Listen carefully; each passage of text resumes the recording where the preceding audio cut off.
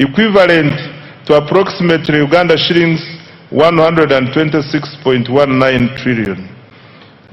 Of this, external debt amounted to $15.84 billion, while domestic debt was United States dollars 19.02 billion.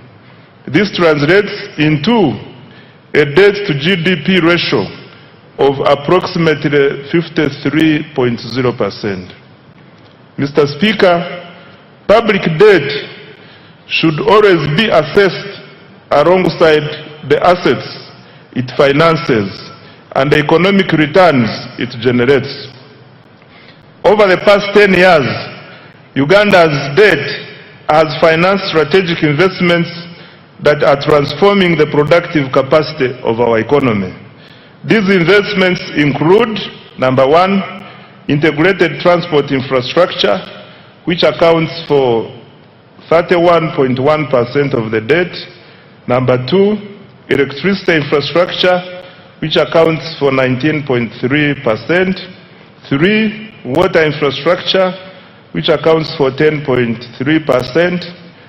Four, agro-industrialization, which accounts for 9.2%. Five, education and health, which accounts for 7.7%. Six, housing and urban development, which accounts for 6.3%.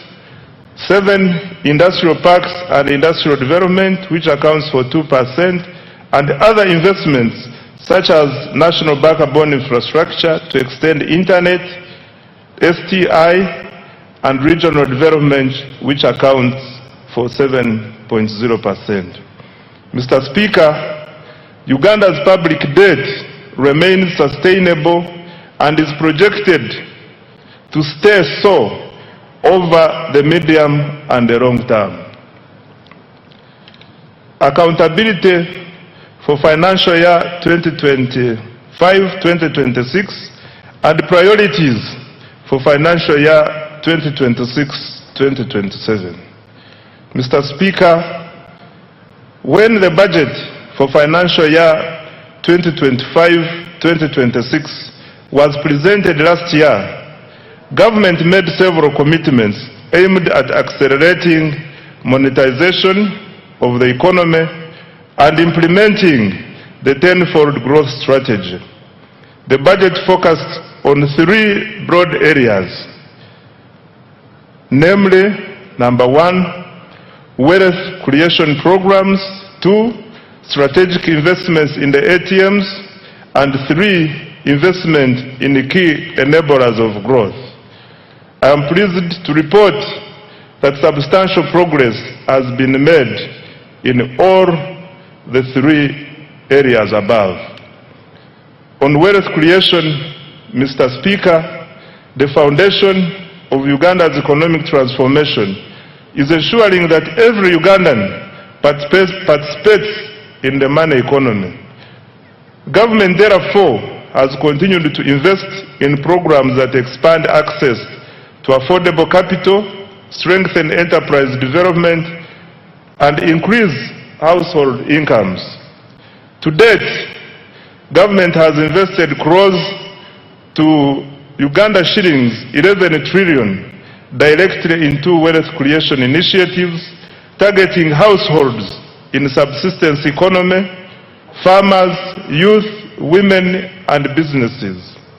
These interventions are reducing barriers to participation in economic activity while expanding opportunities across the country. Let me highlight what we have done in the flagship wealth creation programs.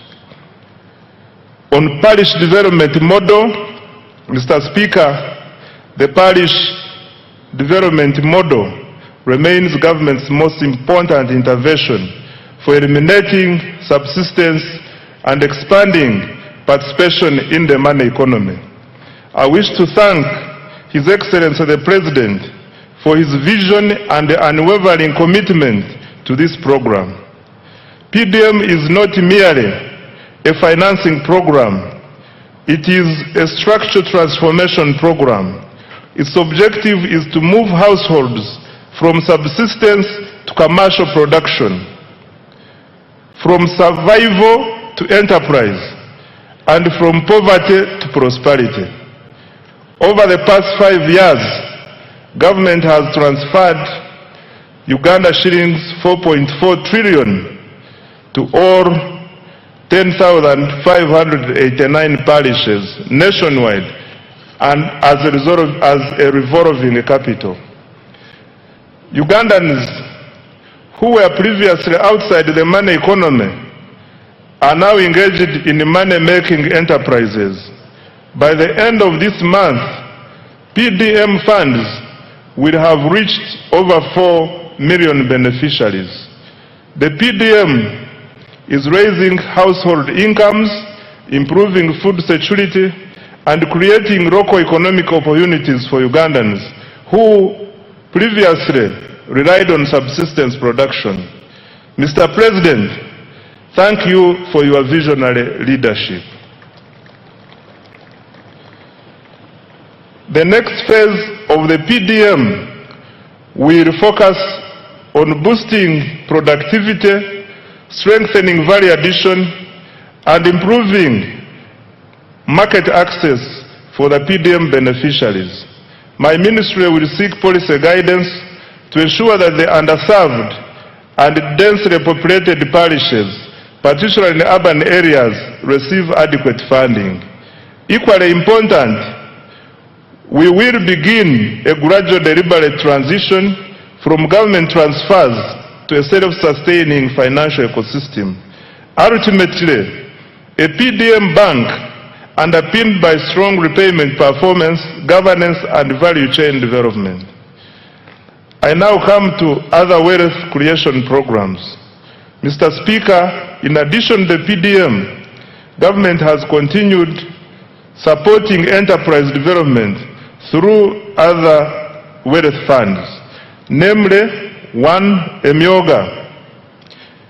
Government has capitalized the program with Uganda shillings 760 billion in revolving funds. To date, 7,148 Emyoga circles have been established with over 2.48 million members, and in financial year 2026-2027. Number 2, Katale Loan Facility. The government, through the Microfinance Support Center, introduced this wealth fund to expand access to affordable working capital for market vendors and urban informal operators. It is currently piloted in 6 major markets within the Kampala metropolitan area and will be rolled out nationwide in financial year 2026-2027. The piloted markets are St. Barikudembe, commonly known as Owino, Nakawa, Karerwe, Busega, Nakasero, and Gaba markets. The facility is providing working capital loans at an interest rate of 8% per annum. 3, the Small Business Fund.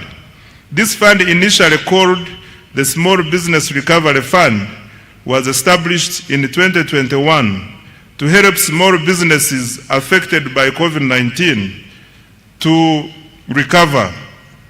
The fund has disbursed over Uganda shillings 82.1 billion to more than 4,031 small and medium enterprises.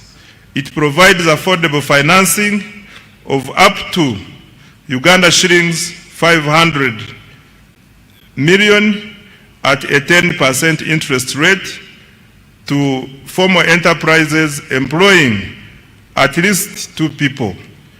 4 is the Agricultural Credit Facility. Government has invested a total of Uganda shillings 371.7 billion in the facility as a co-financing with participating financial institutions. The facility has cumulatively disbursed Uganda shillings 1.35 trillion to more than 14,000 beneficiaries.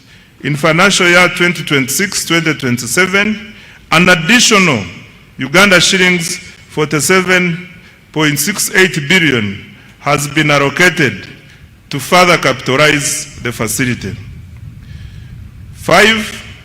Large-scale commercial farmers financing scheme. In financial year 2025-2026, Uganda shillings 41 billion was provided for interest payments on behalf of the large-scale farmers cultivating over 50 acres of grain and animal feeds. This support has so far enabled 186 farmers to access a total of Uganda shillings 169.1 billion from government-owned commercial banks. The farmers are expected to repay the principal while government pays the interest on their behalf. An additional 41 billion Uganda shillings has been allocated for financial year 2026-2027. 6. Uganda Development Bank. Government has cumulatively capitalized Uganda Development Bank with shillings 1.6 trillion to provide long-term patient capital to strategic sectors vital for industrialization and value addition. The bank has extended over Uganda shillings 2.45 trillion in financing to more than 600 businesses across agriculture, manufacturing, tourism, construction, and services. An additional Uganda shillings 442.2 billion has been allocated in financial year 2026-2027 to further capitalize Uganda Development Bank. 7. GROW and other women funds. Through the World Bank financed GROW project, Uganda shillings 133.14 billion in soft loans has been extended to 6,584 women-owned businesses to support their transition from informality. This complements Uganda shillings 153.5 billion previously disbursed under the Uganda Women Entrepreneurship Program WEP, which has benefited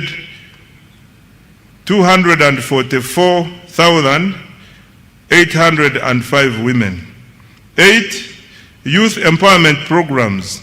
The Youth Livelihood Program has financed 24,859 projects benefiting 275,034 youth at a cost of Uganda shillings 195.4 billion, while 57,849 youth have benefited from the Youth Venture Capital Fund. Number 9 is the revolving fund for the creative artists. Government has provided Uganda shillings 33 billion to establish a revolving fund for musicians and other creatives to promote enterprise growth and job creation. 10. Support to teachers' circles. Government released Uganda shillings 20 billion to private teachers' unions to strengthen teachers' welfare through improved access to affordable credit. This is in addition to the earlier Uganda shillings 25 billion that was provided to Walimu Sacco umbrella structures. Mr. Speaker, sir, this wealth creation intervention, financial year 2026-2027, government has allocated an additional Uganda shillings 2.49 trillion in wealth creation programs to accelerate monetization of the economy and expand wealth creation. I now come to accelerating tenfold growth through the ATMs. Mr. Speaker, having expanded access to capital through our wealth creation programs, government is now intensifying investment in the sectors that will drive Uganda's next phase of economic transformation.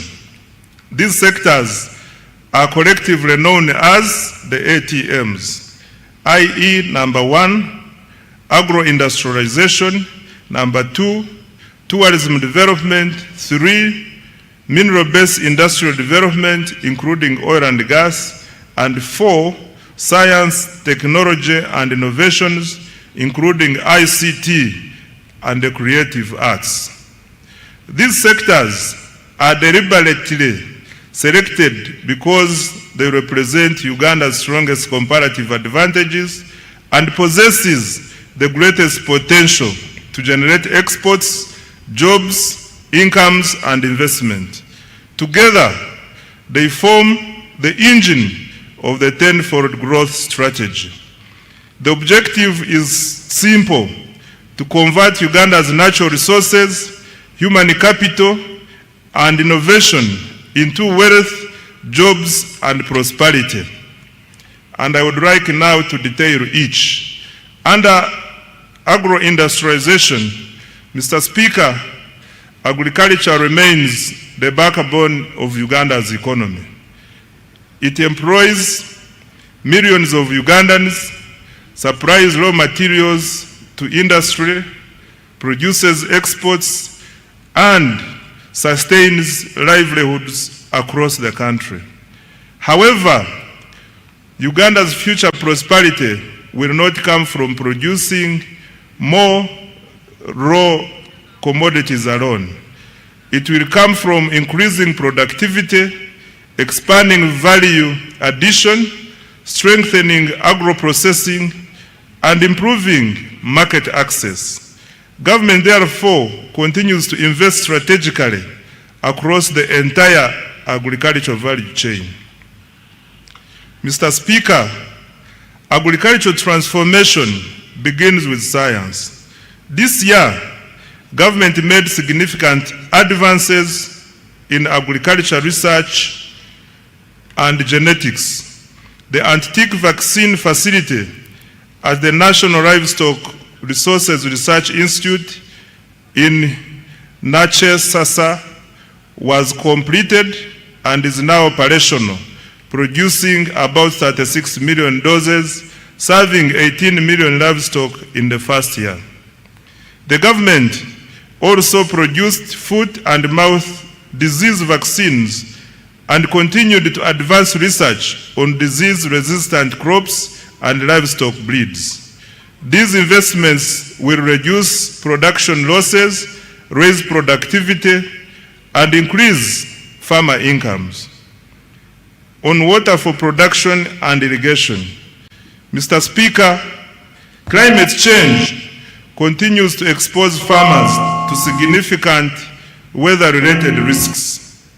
Government is therefore accelerating investment in irrigation and water for production infrastructure to reduce dependency on rainfall. Progress was registered on several major irrigation projects, including Kabuyanda Dam in Isinjiro District, Atali in Buramburi District, Wadelai in Pakwach District, Achomai in Bukedea District, Namaisu in the Bududa District, Chembo Mbai in the Buko District, SIP irrigation scheme in the Buramburi District. Solar-powered irrigation schemes are also being rolled out across the country. These investments will support all year-round production, increase resilience, and improve agricultural productivity. On mechanization and animal health, Mr. Speaker, government continued developing regional agricultural mechanization centers and animal disease control centers to improve efficiency and productivity in the agriculture sector. Progress was registered in Chiruhura, Mbale, Chijandongo, Bunyangabo, Nakaseke, Katine, and several other districts. These facilities are improving access to modern agricultural equipment, veterinary services, and disease surveillance systems. On expanding commercial coffee production, Mr. Speaker, sir, coffee remains one of the Uganda's most important export commodities. Government has therefore expanded coffee cultivation into northern and eastern Uganda. During the year, 2 coffee mother gardens were established and over 1.4 million coffee seedlings distributed to 7,532 farmers in northern Uganda. This intervention will broaden participation in one of the Uganda's most profitable agricultural value chains. Financial year 2026-2027 priorities for agro-industrialization. Mr. Speaker, a total of Uganda shillings 2.26 trillion has been allocated to the agro-industrialization program in financial year 2026-2027. This is the highest allocation ever to this program. Priority interventions include 1, agricultural research and innovation, including funding for antique vaccine commercialization; 2, irrigation and water for production; 3, extension services, more extension workers and their facilitation to reach farmers; 4, provision of good quality agricultural input; 5, post-harvest handling and storage; 6, agro-processing and value addition; 7, quality assurance and certification; and 8, expanding market access. The objective is to move Uganda from exporting raw commodities to value addition agricultural products. On tourism development, Mr. Speaker, sir, tourism is one of Uganda's most powerful export industries. It generates foreign exchange, it creates jobs, it supports thousands of enterprises, and showcases Uganda to the world. The following achievements have been registered this financial year. Uganda's global tourism visibility is at an all-time high, driven by the aggressive destination marketing under the Explore Uganda, the Pearl of Africa brand, the country's growing international profile, and industry endorsements are evident in its recent global presence and awards. In the North America market, Uganda won the Best in Show Africa at the 2026 New York Travel and Adventure Show, bolstered by endorsements from the renowned travel journalists. In the Asian market, the country won the Best Exquisite Destination Award at the Outbound Travel Mart in Mumbai and gained strong visibility at the South Asia's leading travel and tourism exhibition in New Delhi.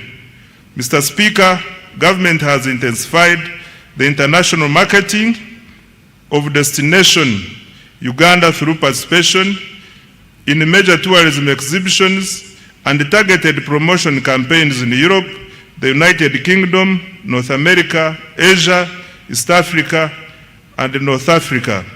Government also leveraged high-profile platforms, including the Africa Cup of Nations AFCON 2025 tournament in Morocco and the 2025 World Travel Market in London, showcase Uganda's tourism potential and attract visitors.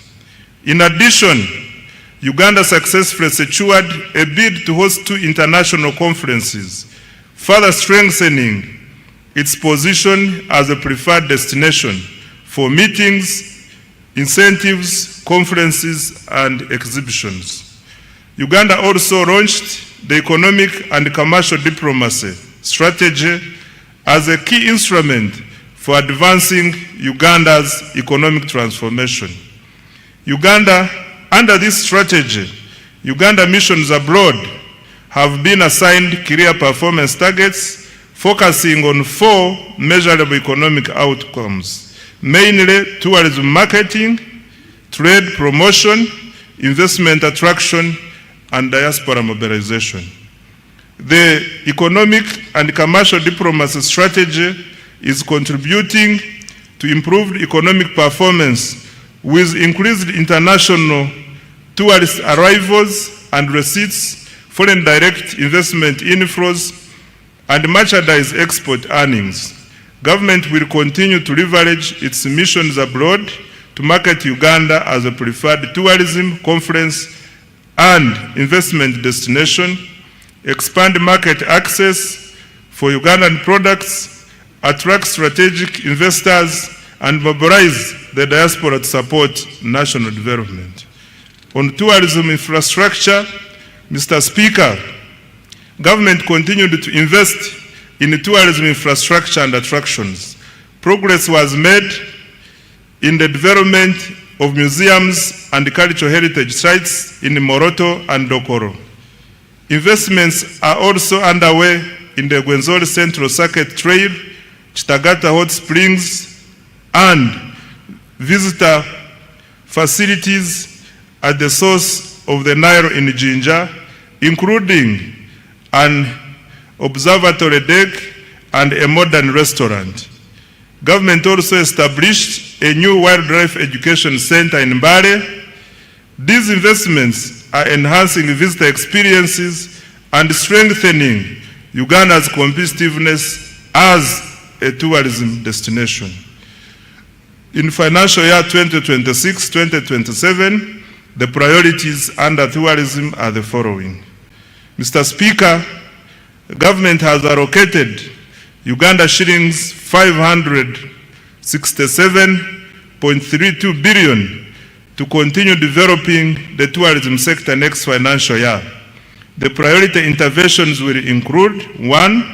Branding and marketing of Uganda as a tourism and investment destination. 2. Tourism infrastructure development. 3. Construction of highway sanitation facilities and tourism site refreshment centers. 4. Improving and enforcing hospitality standards and training. 5. Conservation and wildlife protection to increase wildlife population across the national parks. 6. Health tourism. And 7. Economic and commercial diplomacy. I now come to mineral-based industrial development. Mr. Speaker, sir, Uganda is richly endowed with minerals. However, sustainable transformation will come not from extracting minerals, but from processing and adding value to them. Government strategy is therefore to transform mineral wealth into industrial wealth, and the following steps have been taken in that direction. 1. Government intensified mineral exploration and quantification. Geochemical surveys for gold were undertaken in Kasanda, Chiboga, and Mubende districts. Exploration confirmed an estimated 300 million tons of iron ore in Kabale, Rwanda, Ruchiga, Kisoro, Kanungu, Chiruhura, and Hoima districts.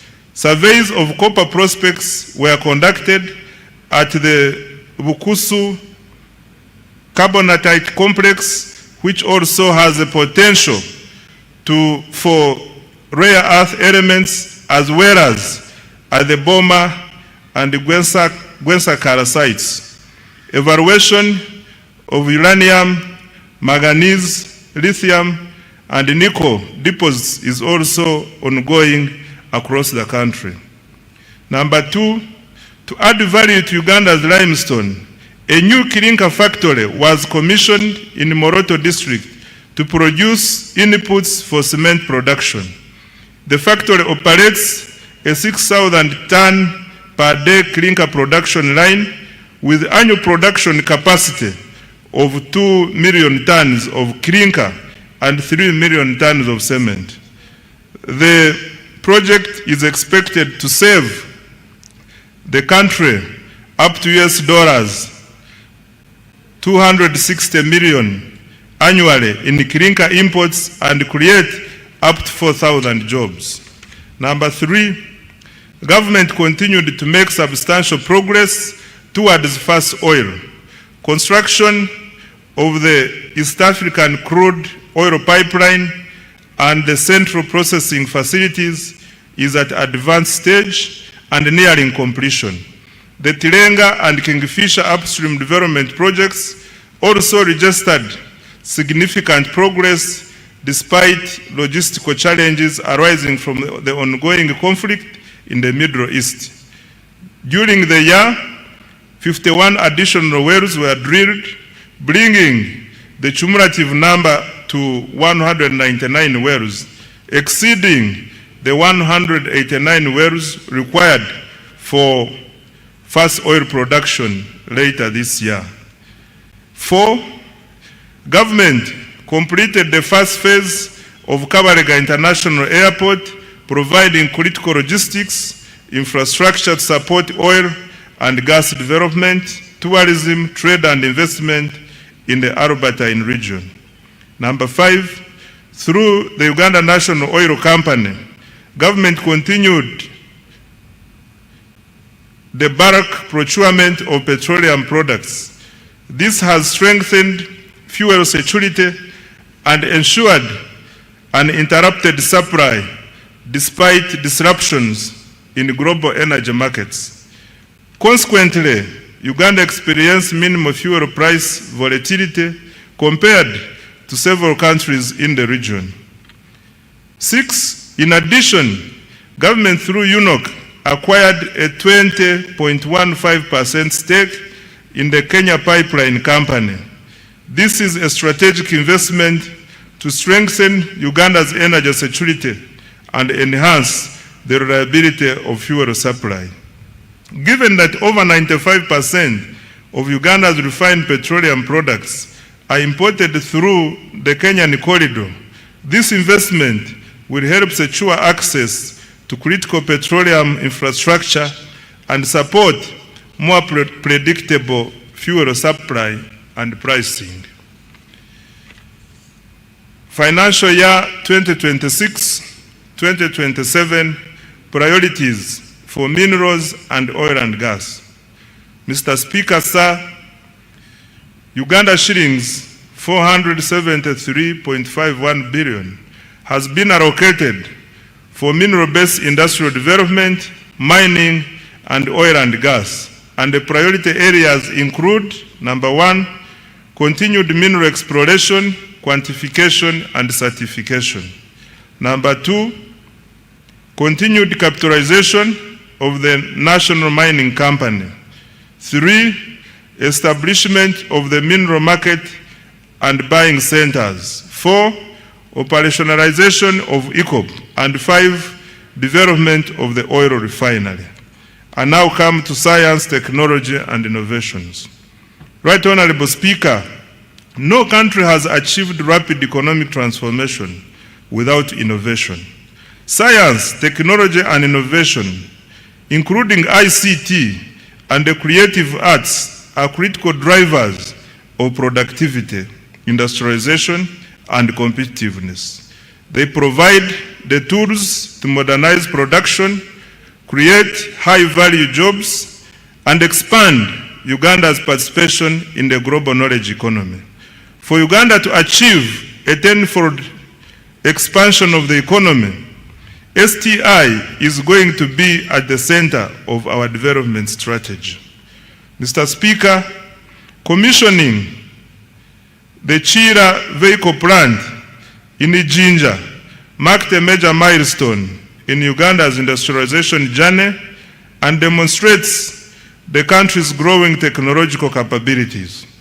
The plant has the capacity to produce up to 2,500 buses annually. Despite being in its early stages of operation, Chira Motors has already made bus sales worth Uganda shillings 21.6 billion and received orders for 450 buses from Uganda and the region. The quality and reliability of its products were further demonstrated through the successful PAR to Cape electric expedition, during which the Kayora electric bus traversed more than 13,000 kilometers across Africa. Mr. Speaker, to date, more than 25,000 electric vehicles, including buses, motorcycles, and bicycles, have been produced locally with up to 40% local content. In a further boost to the sector, Solar Power completed the construction of East Africa's first production scale lithium-ion battery assembly plant in Uganda. This has strengthened domestic manufacturing capacity and positioned the country as a regional hub for electric mobility and clean energy technologies. On pharmaceuticals and biotechnology, Mr. Speaker, government continued to strengthen pharmaceutical manufacturing and biotechnology as part of the efforts to build a competitive pathogenic economy. Uganda is deliberately supporting the domestic production of medicines, vaccines, diagnostics, and other health products, while promoting research, innovation, import substitution, export growth, and resilience in the health sector. Significant progress was registered through strategic investments in and government procurement from local pharmaceutical and biotechnology companies, including Macrohim Scientifics, Day Pharma, Jena Herbal, and other emerging manufacturers. Macrohim Scientifics has established itself as a leading African manufacturer for rapid diagnostic kits, recording annual sales of approximately United States dollars 75 million from products used in the diagnosis of malaria, HIV/AIDS, and sickle cell diseases. Day Pharma has operationalized manufacturing lines for generic, oral solid, and liquid medicines and secured approvals from the National Drug Authority for a range of essential medicines. Jena Herbal, the manufacturer of Covidex, has established a pharmaceutical manufacturing facility in Soroti, expanding Uganda's capacity to produce health products locally and strengthening the country's pharmaceutical value chain. These investments are improving health security, reducing imports, and creating high-value jobs. On advancing Uganda's space science, Mr. Speaker, government has strengthened Uganda's space science and satellite technology capabilities. Government established modern ground satellite infrastructure at the Uganda National Space Center at Mpoma Mukono district. This has enabled our scientists to successfully deploy a climate camera to the International Space Station. This has expanded the country's capacity to generate real-time data for climate monitoring, environmental management, disaster preparedness, and evidence-based decision-making. The following milestones have been achieved. 1. Intelligence services and operational capacity while improving the welfare of our security personnel in the UPDF, police, prisons, and intelligence services. 2, Uganda remains alongside military deployments in the Democratic Republic of Congo, South Sudan, and other places. Number 4, the 275-bed National Referral Military Hospital in Mbuya, Kampala, is now operational.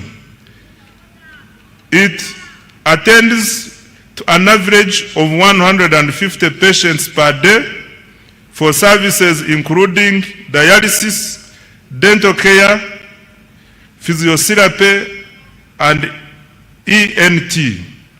Number 5, construction of the UPDF military headquarters in Mbuya is 70% complete. In addition, over 230 housing units and new administrative blocks, each receiving 5 million to purchase 2 bulls and 3 heifers.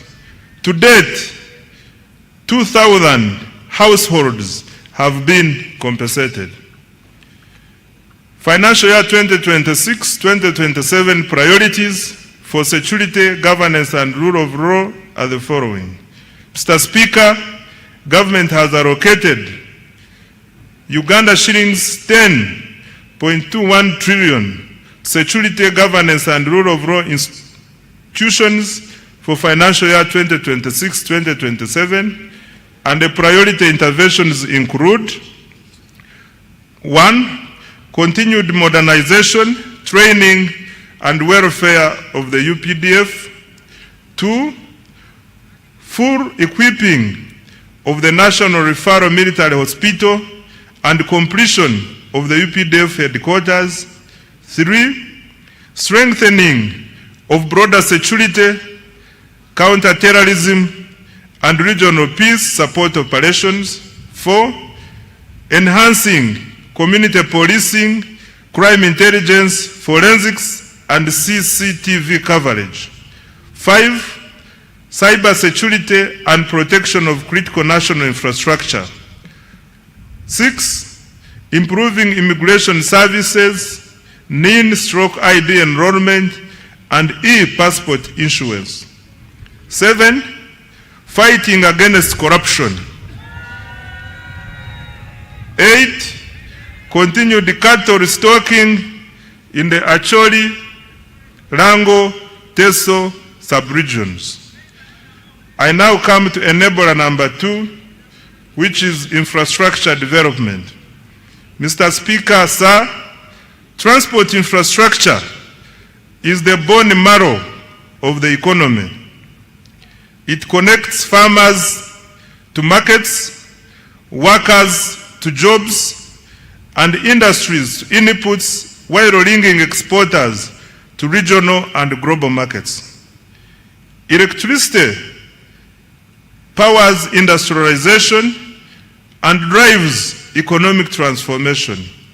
In financial year 2025-2026, government achieved the following infrastructure development. Under roads and bridges, government continued with the construction of 24 major roads, totaling approximately 1,154 kilometers, and rehabilitated a further 949 kilometers of national roads. 2, government continued developing 14 strategic bridges to enhance connectivity, improve access to socio-economic services, and support the movement of goods and people within and across regions. 3, government stepped up maintenance of national roads network. Over 7,400 kilometers of paved and 14,000 kilometers of unpaved roads were maintained through labor-based contracts, and a further 1,282 kilometers of paved and 3,000 146 kilometers of unpaved roads were looked after under routine mechanized maintenance. 4. Government opened 124 kilometers, graded 175 kilometers, and gravelled 64 kilometers of district and community access roads using the force account. 5.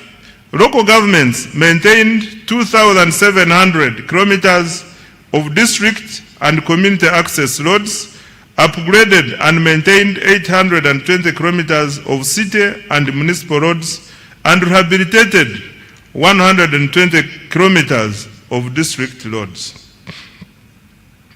Under development of Greater Kampala Metropolitan Area infrastructure, Mr. Speaker, government has embarked on revamping road infrastructure in Greater Kampala Metropolitan Area.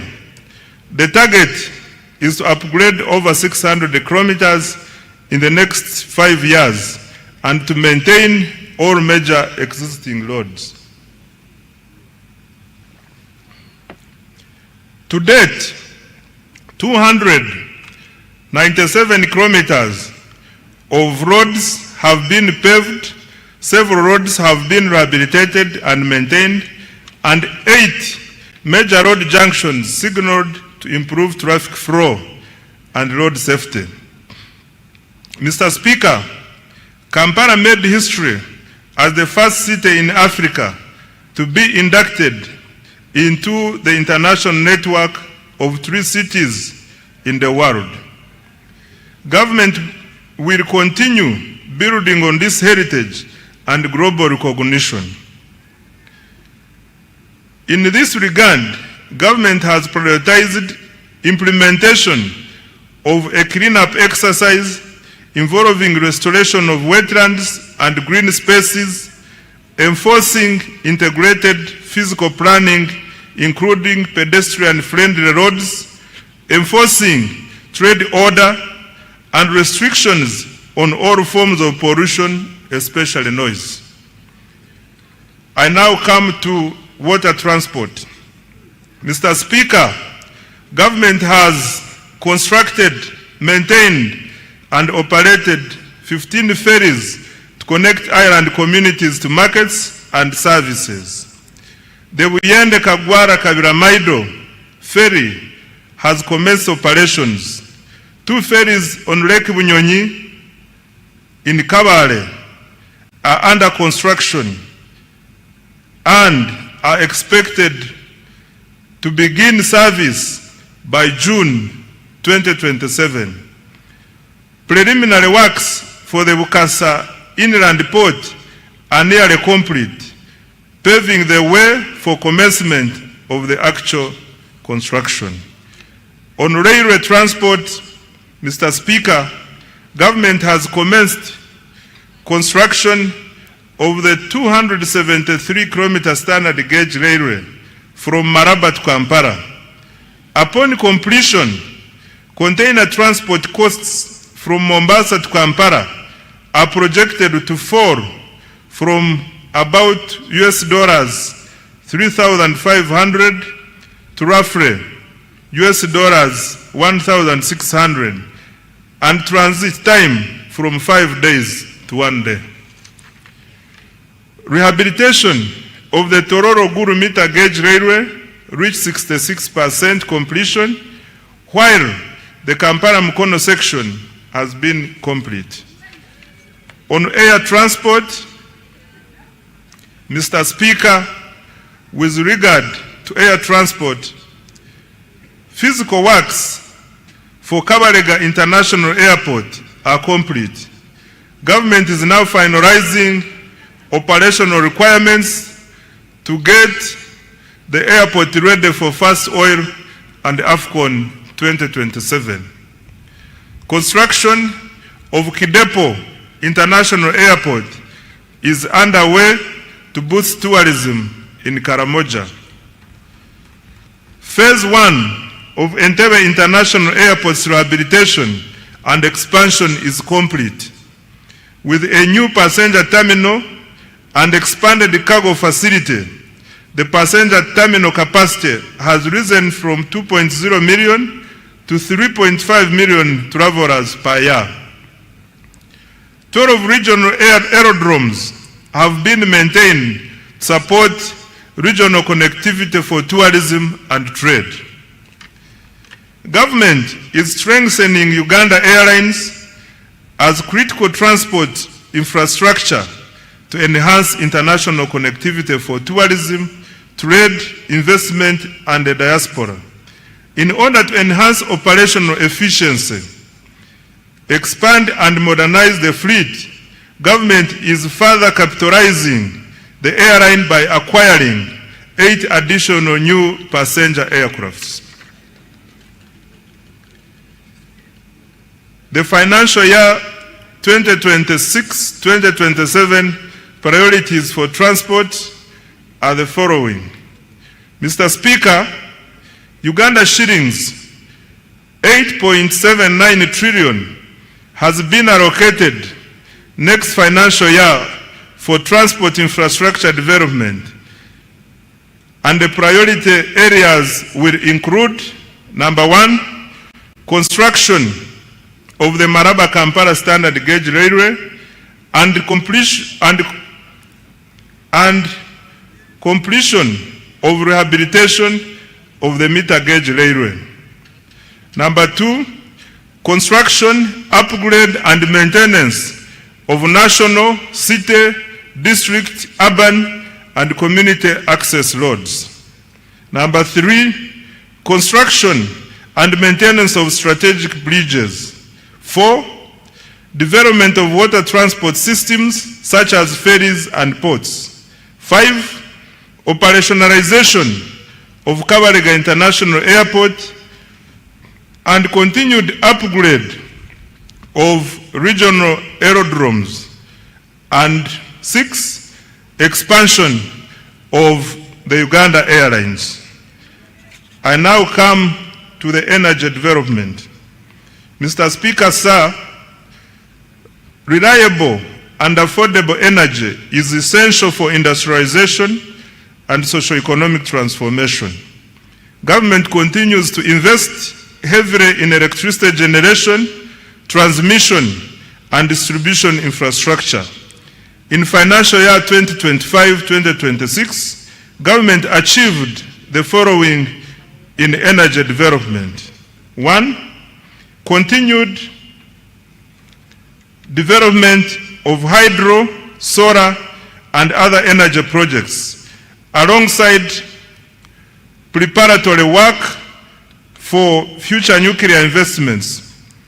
Installed generation capacity now stands at 2,098 megawatts, and the government's medium to long-term target is 52,482 megawatts to support industrialization, urbanization, and economic growth.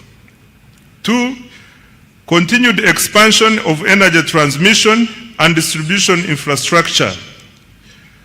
Completed and continued construction of multiple lines, including the Kore-Gulu-Nebi-Arua line, 132 kV, the Kampala Metropolitan Transmission Line, 132 kV, including 2 associated mobile substations, Mirama, Kabale, 132 kV, Karuma Tororo, 400 kV, Tororo Resource, 400 kV, Mutundo Entebbe, 132 kV, and Lira Guru Agago, 132 kV.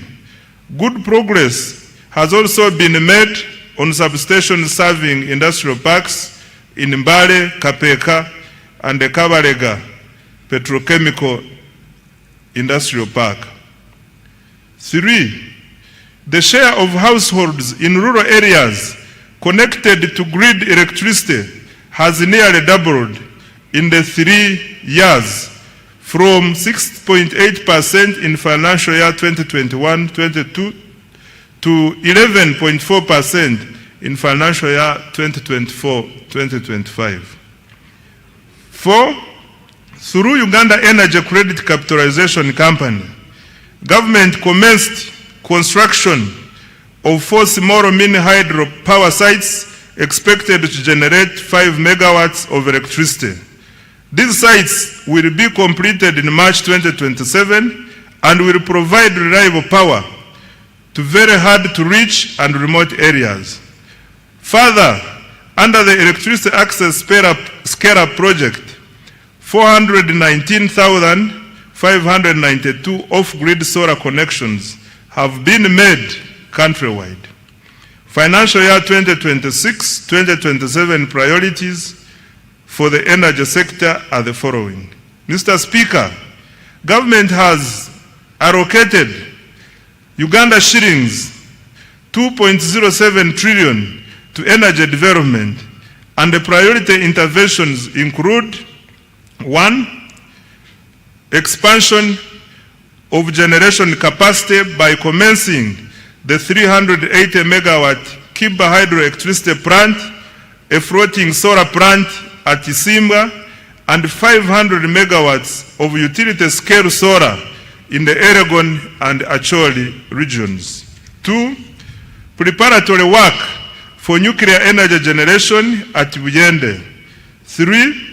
Expansion of transmission and associated substation infrastructure. 4. Rural electrification. And 5. Industrial power connections. I now come to investing in the people.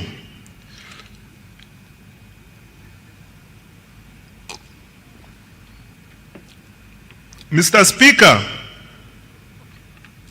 economic transformation is ultimately about people. A healthy, educated, skilled, and productive population is indispensable for sustained growth and shared prosperity. That is why government continues to allocate a large share of the discretionary budget to human capital development, i.e. health, education, water and sanitation, and social protection. During financial year 2025-2026, the following milestones were achieved. Under health, Mr. Speaker, government sustained its policy of progressively increasing investment in essential medicines and health supplies.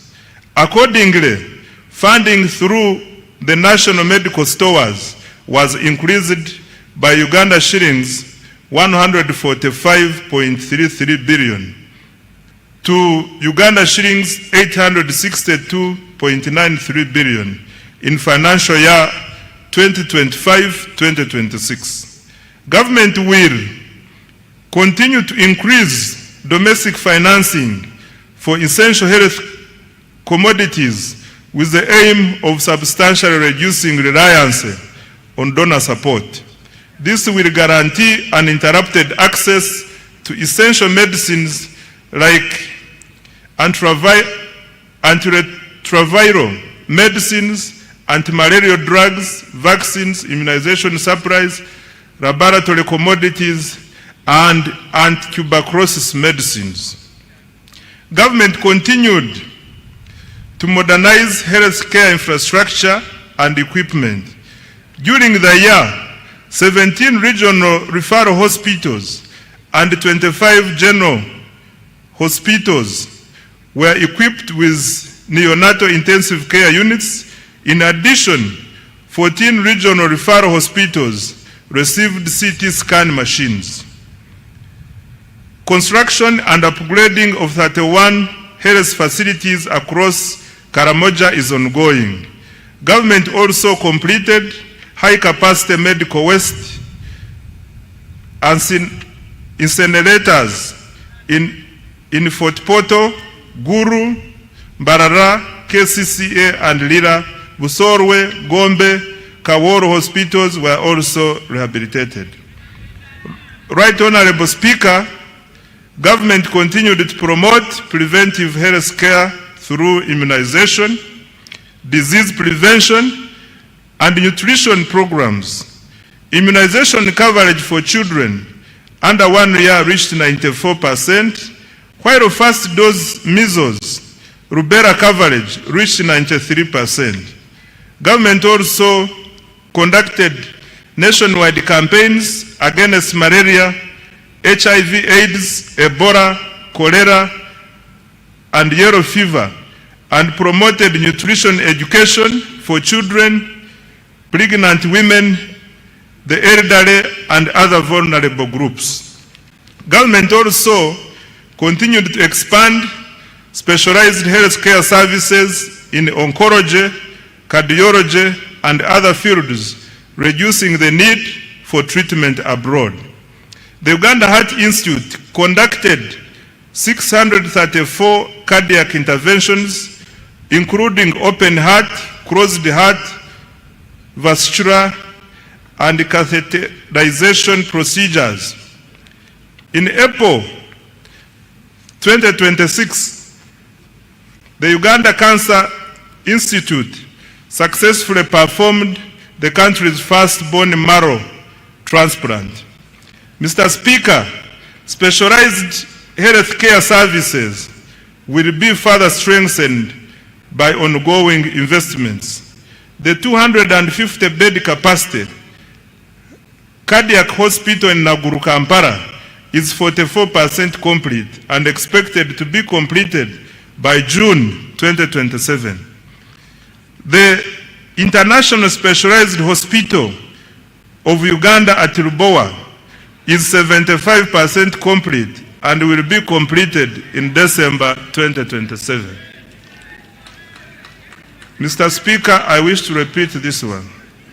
The International Specialized Hospital of Uganda at Lubowa is 75% complete and will be completed in December 2027. The first phase of the Nuclear Medicine Center for the cancer treatment is 95% complete, with radiotherapy and advanced molecular imaging services. Phase 2 of the PET Center is 10% complete. Regional cancer centers in Mbarara, Arua, and Mbale are under construction, while the Guru Center is fully operational. Other achievements in the health sector include: 1. Expansion of the national e-health digital infrastructure to support telemedicine, health information management, medicine tracking, and monitoring of health workers' performance. Number 2, strengthening the national ambulance and emergency care system through the deployment of additional ambulances. Mr. Speaker, the priorities under the health sector for financial year 2026-2027 are the following. Government has allocated Uganda shillings 5.23 trillion for the health sector in financial year 2026-2027. The funding will focus on: number 1, maternal and child health; 2, nutrition improvement; 3, expanded immunization; 4, prevention and treatment of non-communicable diseases; 5, provision of essential medicines; 6, strengthening specialized healthcare services; 7, improving emergency response systems; 8, exploring feasible pathways towards universal health coverage. I now come to water and sanitation. Mr. Speaker, access to clean and safe water remains fundamental to public health, human dignity, and economic productivity. Government has therefore continued investing heavily in water supply and sanitation infrastructure across the country. Access to improve the water sources continues to expand, with 71% of households now having access. Coverage stands at 68% in rural areas and 74.5% in urban areas. Mr. Speaker, during financial year 2025-2026, safe water access was extended to 553 villages. Over 200 large solar-powered water and sanitation systems, several public sanitation facilities, and fecal sludge treatment plants were completed in several districts. In addition, a number of urban water systems were expanded. Government has allocated Uganda shillings 1.013 trillion in financial year 2026-2027 to further expand access to safe water and sanitation services across the country. The objective is to ensure universal access to safe water and sanitation services. I now come to education, skills, and sports.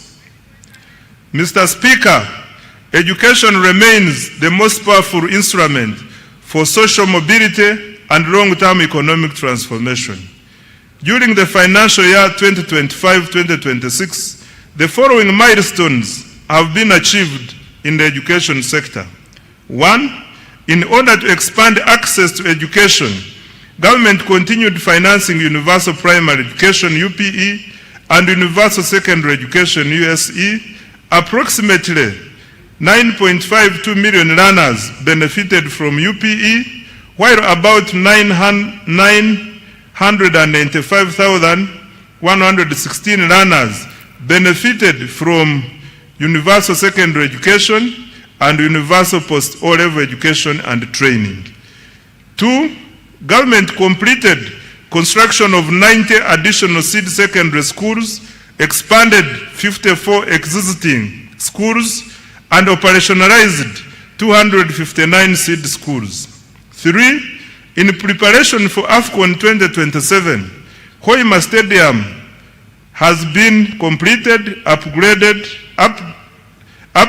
to Nambole Stadium are progressing well, and other required tournament facilities remain on schedule. Further construction of Akibwa Stadium is on schedule. Number 4, government has intensified investment in STEM, technical and vocational education, industry-linked skills development, and digital literacy. In financial year 2026-2027, priorities for education, skills, and sports, Mr. Speaker, are the following.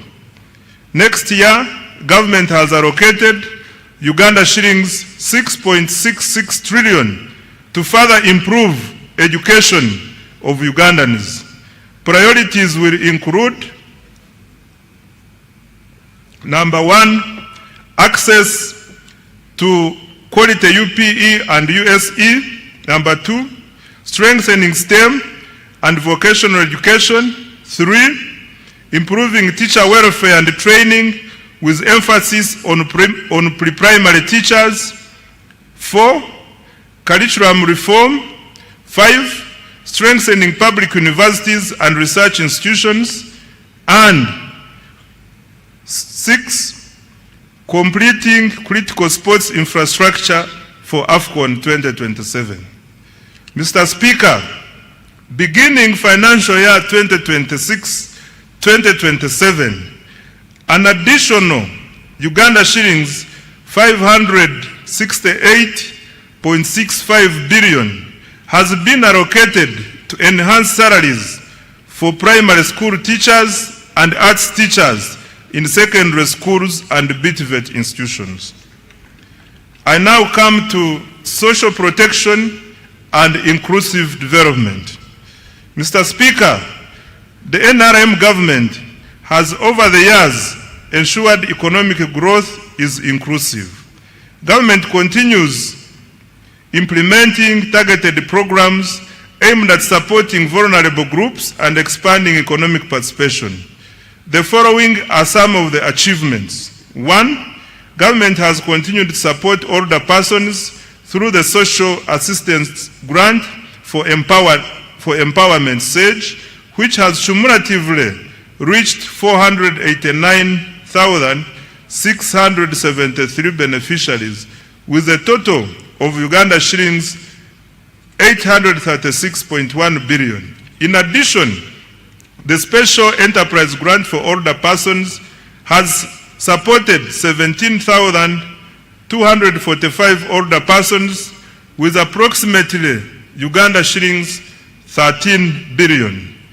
Number 2, under the National Special Grant for Persons with Disabilities, 72,772 beneficiaries have received Uganda shillings 48.5 billion across 171 local governments. 3, the Youth Livelihood Program has financed 24,859 projects benefiting 275,034 youth at Uganda shillings 195.4 billion, while 57,849 youth have benefited from the Youth Venture Capital Fund.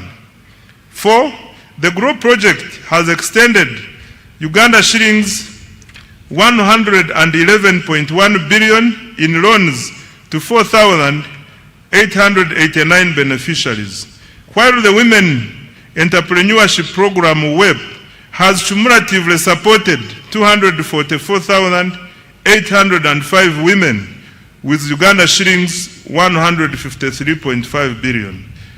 And 5, government has continued to negotiate bilateral labor agreements to protect workers' rights, promote decent work, and expand overseas employment opportunities for skilled Ugandans. Financial year 2026-2027 priorities for social protection.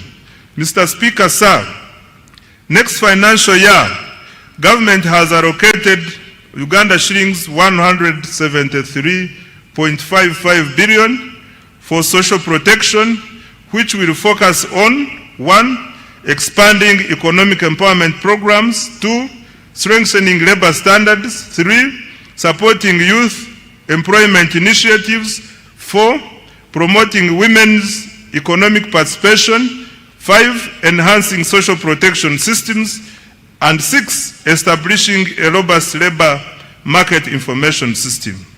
Mr. Speaker, overall, Uganda shillings 13.56 trillion has been allocated next financial year to invest directly in the people of Uganda through health, education, social protection, and water and sanitation. This investment reflects government's conviction that people are Uganda's greatest asset. Enabler 4, industrial development and manufacturing. Mr. Speaker, nations achieve prosperity not by exporting raw materials, but by transforming them into high-value products. For this reason, government places high priority on industrial development, manufacturing, and value addition. Mr. Speaker, besides government investment in manufacturing under the ATMs already highlighted, the following milestones have been achieved in this financial year. 1, government continued investing in the development of industrial parks. The aim is to lower investors' establishment and operating costs and drive industrial growth. As a result, the number of formal factories has cumulatively risen from 10,437, of which 6 have cumulatively risen to 10,437, of which 690 are located within industrial parks. 2, government continued capitalizing Uganda Development Corporation to de-risk private investment in critical areas. UDC's capital investment have surpassed Uganda shillings 1.5 trillion, with co-investments across key value chains, including textiles, i.e. fine spinners, agro-processing, i.e. Beans Car Enterprises Limited, and Bukona Agro-Processing, and Pharmaceuticals, East African Medical Vitals Sanga, Vetchem Limited, and Alphasan Uganda Limited. 3, government through UDC also invested in the local construction sector. UDC invested in Abubakar Technical Services, the Ugandan firm delivering key national roads, including Busunju Chiboga Hoima, 145 kilometers, and Matugasemu to Kapeka, 41 kilometers, among others. UDC also invested in ETAX construction company, currently constructing the Bujiri Namutumba Road, 24 kilometers, and the Buwenge Kaliro Road, 48 kilometers, among others. 4, government completed the special economic zone at Entebbe International Airport to promote high-value exports. Several farms, particularly in the fresh produce exports and light manufacturing, are setting up operations. 5, continued expansion of presidential zonal hubs, which are tackling youth unemployment by providing practical industrial and vocational skills. To date, 82,790 youth have been trained, and the number of hubs has grown to 28 nationwide. Mr. President, I thank you so much for this initiative. Financial year 2026-2027 priorities for manufacturing and industrial development. Mr. Speaker, government has allocated Uganda shillings 1.03 trillion to the manufacturing program for financial year 2026-2027. Priority interventions include: 1, additional capitalization of UDC to drive industrial development; 2, industrial infrastructure development, particularly industrial parks, including new fully serviced plug and play parks; 3, value addition to agricultural materials and minerals; 4, supporting market access for Ugandan manufactured products; 5, strengthening the functionality of special economic zones; and 6, industrial research, including the establishment of regional industrial incubation hubs. Under market access for wealth creators, Mr. Speaker, wealth creators need access to both domestic and export markets. Expanding the domestic market requires higher household incomes and increased purchasing power to stimulate demand for locally produced goods and services. Export growth, on the other hand, requires deeper regional integration to access larger markets within the East African Community, COMESA, and the African Continental Free Trade Area. These opportunities are complemented by preferential and duty-free market access arrangements negotiated with key partners, including the European Union, the United Kingdom, Russia, Serbia, and the countries in the Middle East. To expand both domestic and export markets, government will continue investing in standards, quality assurance, certification, and market intelligence to enhance the competitiveness of Ugandan products and services. To this end, government has so far implemented the following. Number 1, strengthen certification services to enhance efficiency. Additional personnel have been recruited and trained to increase capacity of the Uganda National Bureau of Standards to undertake certification, surveillance, and enforcement of standards. Following automation, the turnaround time for import inspection reduced from 3 weeks to 4 hours. Production testing reduced from 30 days to 14 days. and product certification reduced from 180 days to 45 days.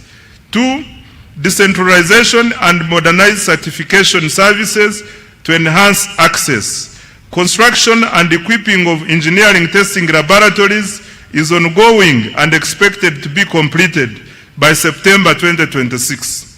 Government also commenced construction of regional laboratories in Mbale, Gulu, and Mbarara.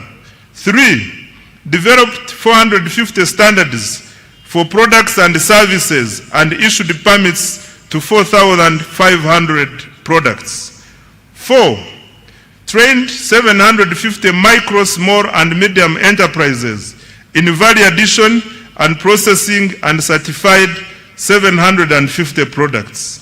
5, completed construction and equipping of an international accredited national meteorology laboratory at Uganda National Bureau of Standards. The laboratory is being used to calibrate equipment used in the National Food Safety Laboratory and other agro-food processing laboratories and industries. 6, commenced operations of the Petroleum Laboratory in January 2026. Over 40 product samples of petroleum products have since been tested. Mr. Speaker, priority interventions for financial year 2026-27 include: 1, development of quality assurance infrastructure. The Euro 163.56 million enhancement agricultural production, quality and standards for market access project. 2, strengthening the capacity for development of standards and certification of products and services. 3, completing construction and equipping of the engineering laboratory and continuing construction of regional laboratories. And 4, accrediting private laboratories to increase access. I now come to environmental protection and disaster management. Mr. Speaker, sustainable management and the use of natural resources, land, water, and environment, as well as effective response to climate change, are essential for boosting productivity and value addition. To cushion Ugandans and our economy from climate shocks, government invested Uganda shillings 9.6 billion this financial year in early warning systems, hazard mitigation, and emergency relief items for affected households. Government also invested heavily in water for production facilities to protect our farmers during drought. Mr. Speaker, sir, in order to protect and restore wetlands, government undertook the demarcation of 104 kilometers of wetland boundaries and restored 15,000 hectares of degraded wetlands. A total of 8,319 hectares of graded Central Forest reserves were demarcated alongside 404 kilometers of forest boundaries to enhance the protection and management of forest resources. Mr. Speaker, the safeguard of our environment and adapt to climate change, government has, Mr. Speaker, to safeguard our environment and adapt to climate change, government has allocated Uganda shillings 494.08 billion next financial year. These funds will protect 1.26 million hectares of forest reserves and wetlands, restore 10,000 hectares of degraded wetlands, and demarcate critical river banks and lake shores, particularly along the Nile. We will also upgrade meteorological services and early warning systems to deliver accurate forecasts for agriculture, aviation, and climate monitoring. In addition, Uganda shillings 361.88 billion has been allocated to the contingency fund to strengthen our national disaster response next financial year. I now come to administration of justice. Mr. Speaker, under the Administration of Justice program, the following achievements were recorded. 1. Expanded access to justice with the proportion of districts having complete justice service points rising from 79% in financial year 2020-2021 to 89%. This was achieved by operationalizing new High Court circuits now at 29 and establishing 10 additional magistrates courts now totaling 268, including in the island communities. 2. Decentralization of the Court of Appeal is underway in Mbarara and Guru to improve regional access to appellate justice. 3. Judicial capacity has been strengthened with the appointment of additional justices of the Court of Appeal, now 20, and High Court, now 88, along with more magistrates to reduce case backlog and serve high-demand areas. 4. Resolution of commercial disputes has improved. Between 2023 and 2025, the judiciary disposed of 38,102 commercial and land cases worth Uganda shillings 14.47 trillion, unlocking capital and boosting economic activity and investment. Promotion of alternative dispute resolution has been scaled up, resolving over 8,000 cases in financial year 2025-2026. Alongside nearly 25,000 small claims matters worth Uganda shillings 19.5 billion. 6. Mobile courts have been deployed to hard-to-reach and refugee hosting areas, bringing hearings into communities to accelerate case resolution and improved access to justice. In financial year 2026-2027, priorities for administration of justice, Mr. Speaker, are the following. Uganda shillings 665.55 billion has been allocated under this program for financial year 2026-2027 to number 1, expand access to justice and further decentralize appellate services. 2. Recruit and deploy judicial officers. 3. Reduce case backlog through alternative dispute resolution and mobile courts. 4. Digitize courts, case management and e-filing. 5. Strengthen prosecution, forensic services, and anti-corruption efforts. And 6. Upgrade court infrastructure and circuit operations. I now come to legislation and oversight. Mr. Speaker, sir, during financial year 2025-2026, the 11th Parliament held 34 sittings, passed 18 bills, and concluded one petition, passed 29 resolutions, and adopted 22 reports.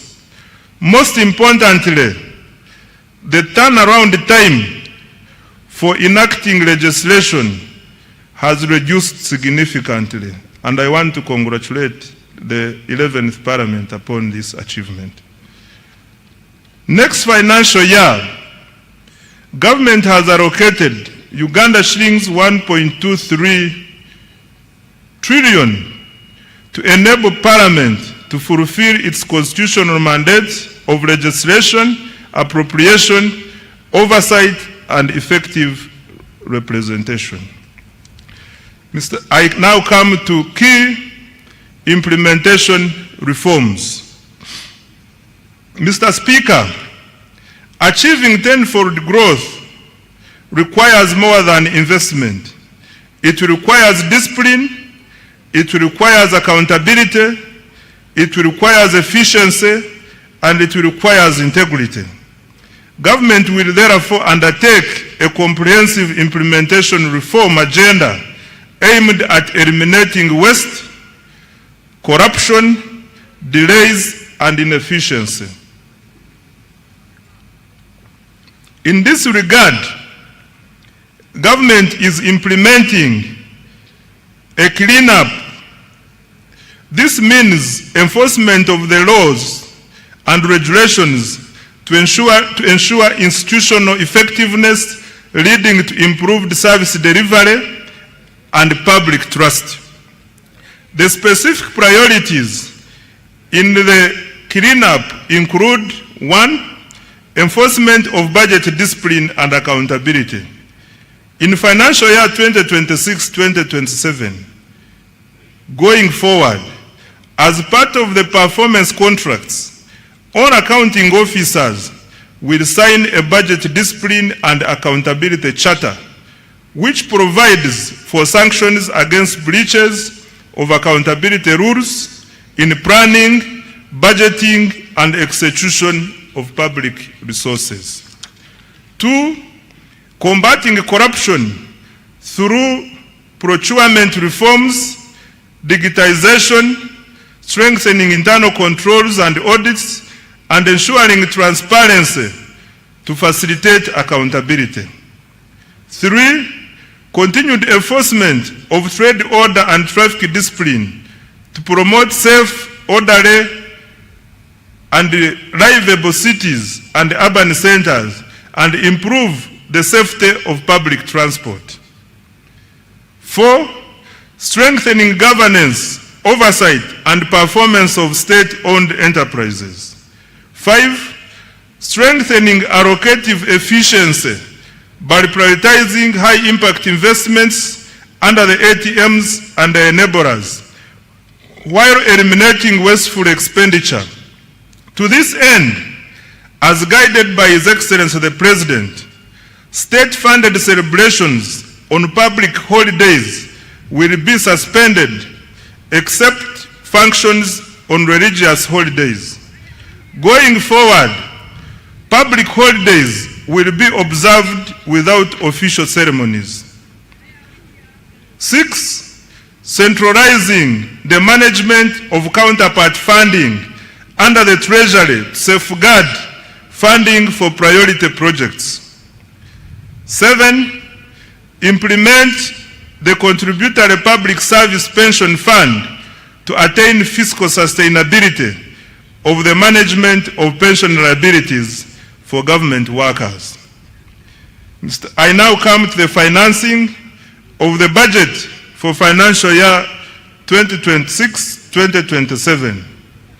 The financing strategy for financial year 2026-2027.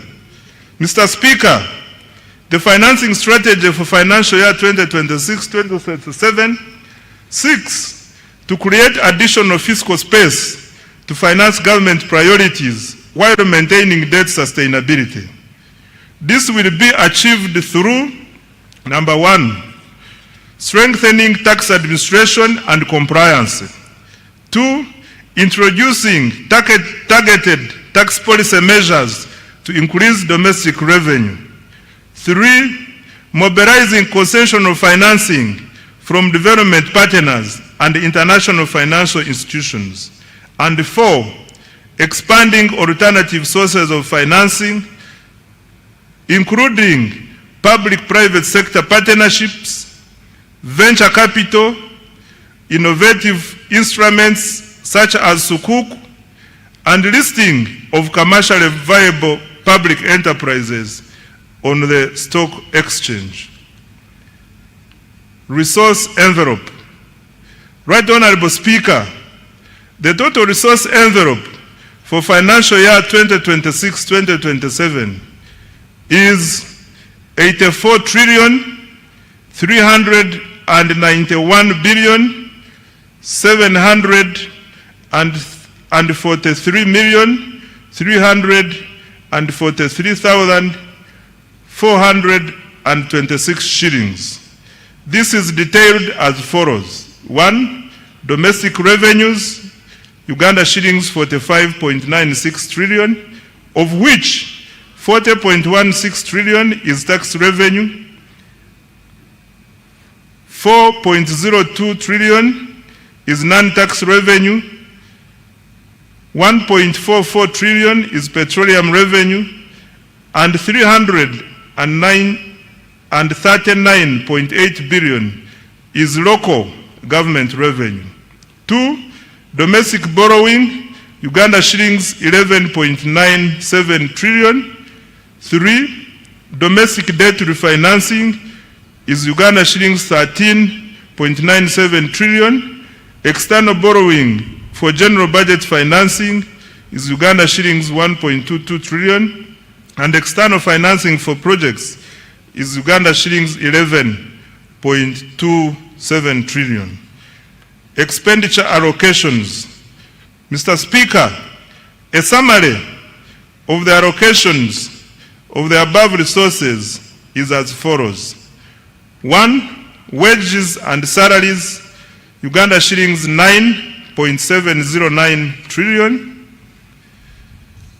2. Non-wage recurrent expenditure, Uganda shillings 33.276 trillion, which also includes operational funds for institutions, financing for all wealth creation funds, financing for science and technology investments, grants for education and health, medicines, maintenance of infrastructure, and interest payments, among others. 3. Development expenditure, Uganda shillings 22.054 trillion. 4. Domestic debt refinancing, 13.967 trillion. 5.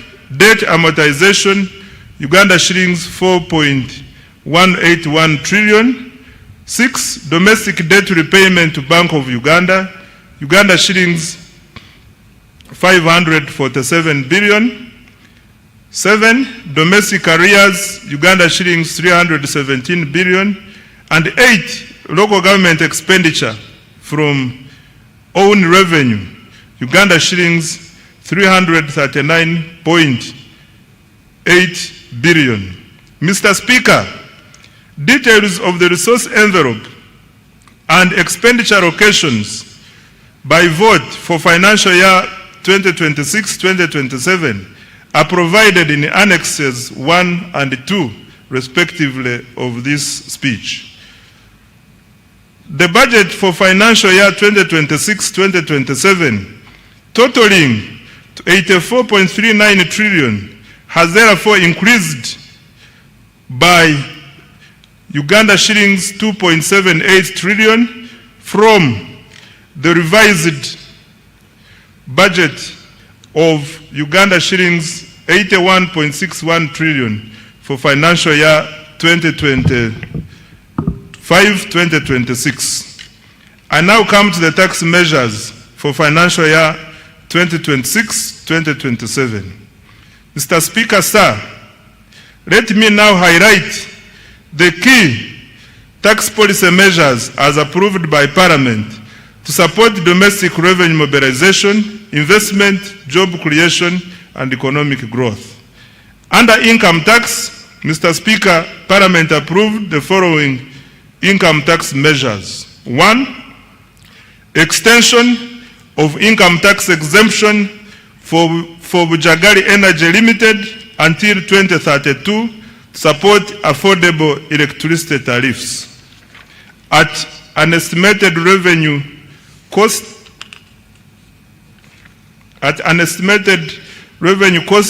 of Uganda shillings 115 billion per annum. 2. Increase in the pay-as-you-earn threshold from Uganda shillings 235,000 to Uganda shillings 335,000 per month to raise take-home pay for low-income workers at an estimated revenue cost of Uganda shillings 96 billion. 3. Introduction of a 5% withholding tax on payment of interest to foreign lending institutions to ensure equitable taxation of interest income. 4, provision for individuals to file and pay rental income tax monthly to improve voluntary compliance and reduce tax arrears. 5, introduction of a tax holiday for developers of hotels and other ultra-luxury tourism facilities investing at least United States dollars 10 million for foreign investors and United States dollars 5 million for Ugandan investors. 6, equalization of tax treatment of Tier 4 financial institutions by allowing deductions for provisioning for bad debts, thereby reducing the cost of capital. Under value-added tax VAT, Mr. Speaker, Parliament approved the following VAT measures. 1, increase in the annual VAT threshold from Uganda shillings 150 million to Uganda shillings 300 million to ease compliance for small businesses and improve tax administration efficiency. This measure is projected to generate Uganda shillings 349 billion. 2, extension of VAT deferment to inputs used in iron ore processing to support mineral value addition and industrialization. Under excise duty, Mr. Speaker, Parliament approved the following excise duty measures. 1, increase in excise duty on diesel and petrol by Uganda shillings 200 per litre to generate Uganda shillings 450 billion in revenue. 2, increase in excise duties on selected products as follows. 1, alcoholic drinks like Uganda Waraji, Black Label, Cognat, and Amarula from Uganda shillings 1,700 to Uganda shillings 3,500 per litre to generate Uganda shillings 85 billion.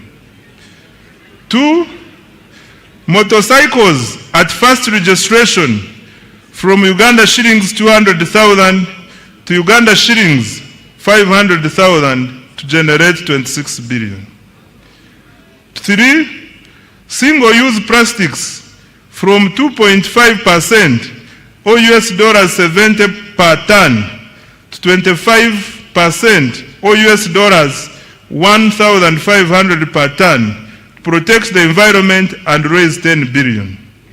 4, cooking oil from Uganda shillings 200 to Uganda shillings 400 per litre to generate 25 billion. 5, cement from Uganda shillings 500 to Uganda shillings 750 per 50 kilograms per bag to generate 15 billion. And 6, sugar from Uganda shillings 100 to Uganda shillings 200 per kilogram to generate 25 billion. Introduction of excise duty on selected products as follows. 1, locally manufactured paints and varnishes at 3% or shillings 50 per litre or kilogram, whichever is higher, and imported paints and varnishes at 10% or Uganda shillings 2,000 per litre, whichever is higher, to generate 24 billion. And cooking fat at shillings 500 per litre or kilogram to generate 15 billion. On stamp duty, Mr. Speaker, a modest stamp duty has been introduced on the first registration and transfer of motor vehicles and motorcycles as follows. 1. Motorcycles, tricycles, and quadricycles, Uganda shillings 30,000. And 2. Any other motor vehicle, Uganda shillings 200,000. This will generate Uganda shillings 30 billion.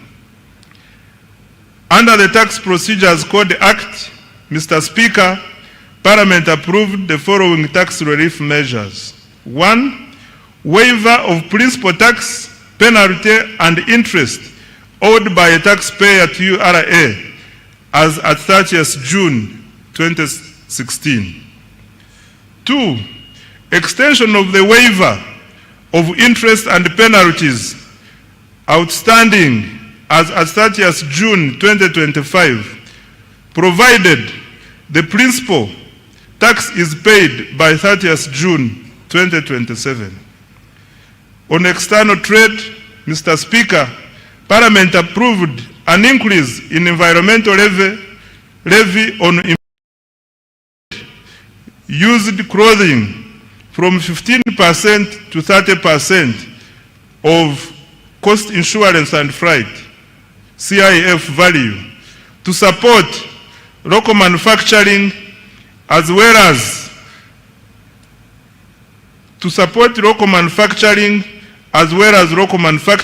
and generate Uganda shillings 40 billion.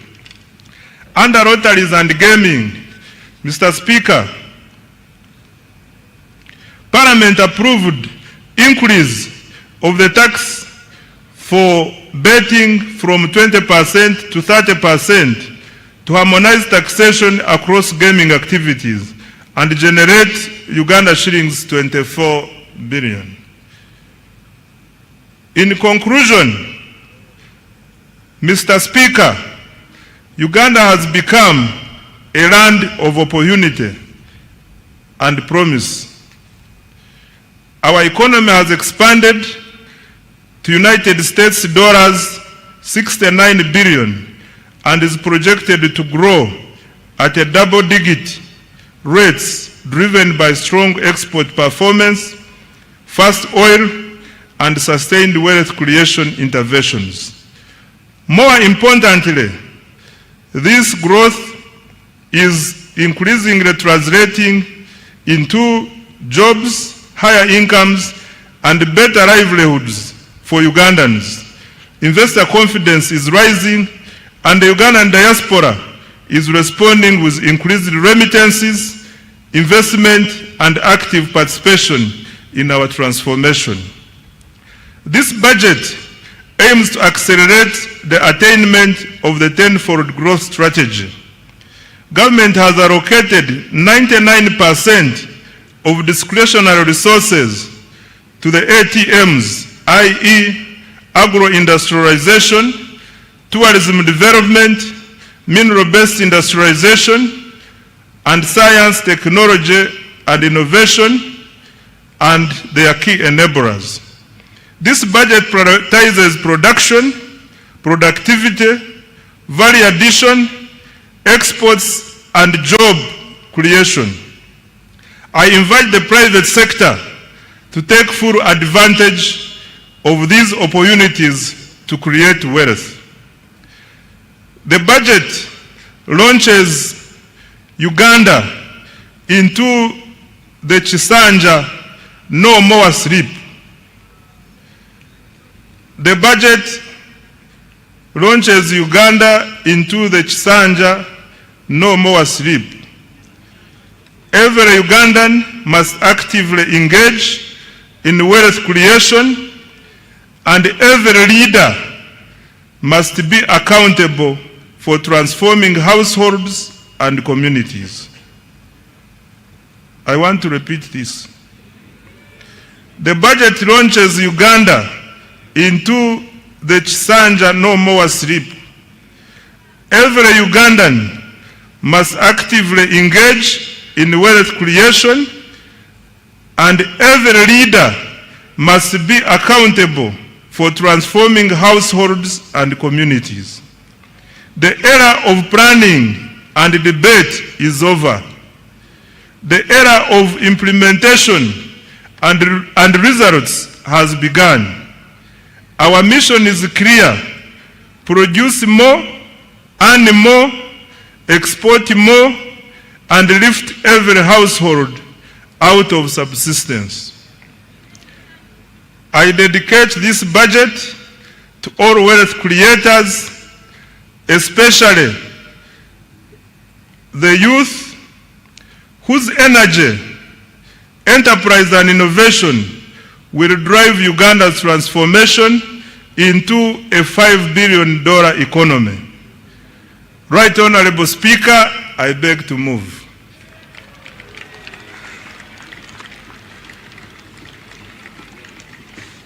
Thank you very, very much. I was wondering what you were drinking. I realized it was Uzima water that gave you extra strength. Thank you very much. Make the Honorable Minister of Finance feel welcome and appreciated for the good work. Thank you, Honorable Minister, and by extension, His Excellency the President, for your clear delivery of the budget speech for the 2026-2027. As I'm made aware already that every member of Parliament has a text, has the budget speech already. I urge you to take note of the government's budgetary priorities and related matters for the coming financial year. This will greatly inform our legislative oversight. Honorable Minister, thank you once again. I didn't know you could stand for that long. Item number 7, remarks by His Excellency the President. Honorable members and distinguished guests, I now take this singular honor to invite His Excellency the President to make his remarks, to take us through the budget speech. Your Excellency, we don't take your being here for granted. You're welcome.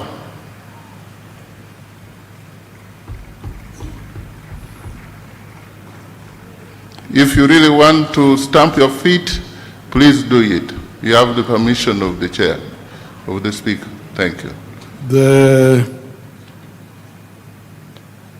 Her Excellency the Vice President, thank you so much. Her Excellency the Vice President, the Right Honorable Speaker of Parliament,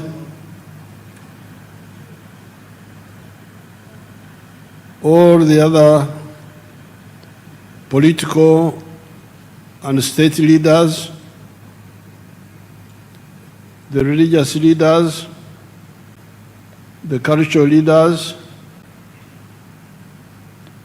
members of the diplomatic corps, and all Ugandans. You have heard how the economy is performing well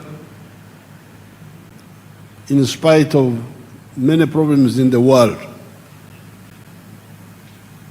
The economy is performing well because Uganda is a very rich country. We've got a lot of potential. I saw one of the people who like writing things here and there, trying to say that we are targeting many areas of support. And I think he was trying to say that in South Korea, they concentrated on electronics and vehicles. But this is because South Korea didn't have much. They concentrated on on the little they had. With us, we have got what South Korea has and much more than that. So that's why I really don't listen so much to people who are running around panicking and so on. What is crucial is clarity here within Uganda about our potential. And the next most important thing is the African market, because when you produce, you must sell. and Africa is our sure market, and then we can add other markets. So this growth of 6.4% is really still modest. As you heard, next year, the growth will go to 10.2% because of the petroleum.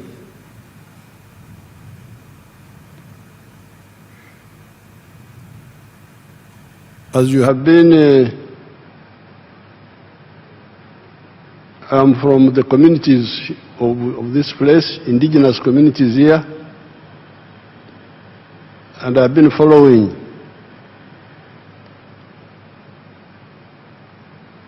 our developments for now 65 years, very closely. But what you need to know is that the aim of the NRM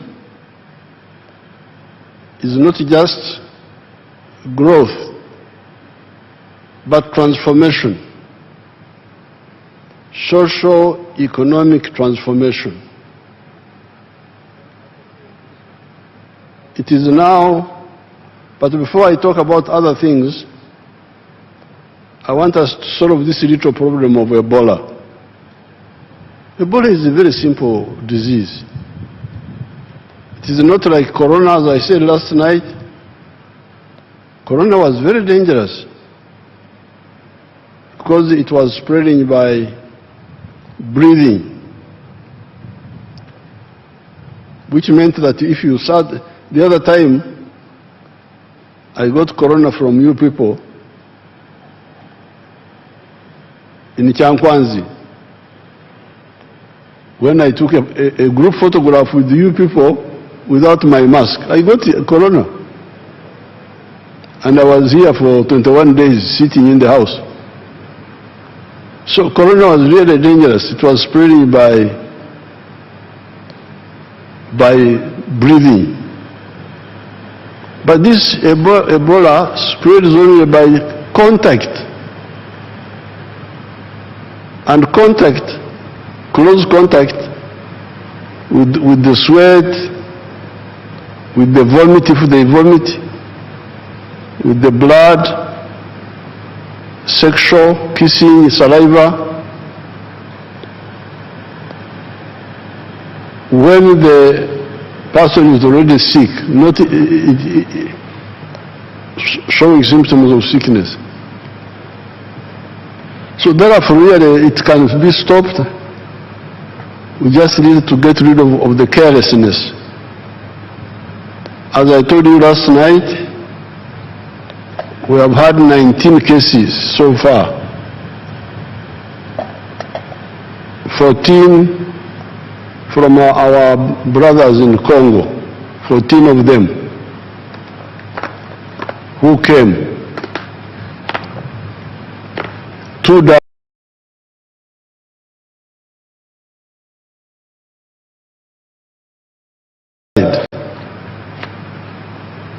But those who came early, 4 of them have already recovered, or the Congolese. 4 have already recovered and been discharged. The others are also recovering. They are not, our people think no more of them will die.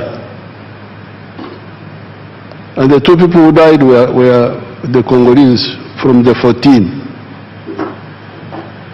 Now the 5 Ugandans who were infected were the 4 health workers in one of the Kampala hospitals who handled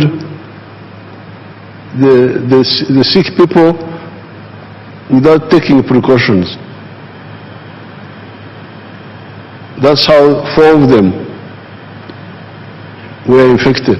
Carelessness. Now the 5th one, the Ugandan, was the taxi driver who drove the sick man from Hoima to here.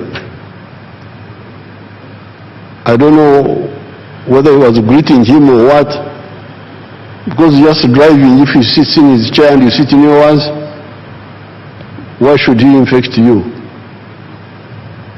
But fortunately, that driver has now recovered.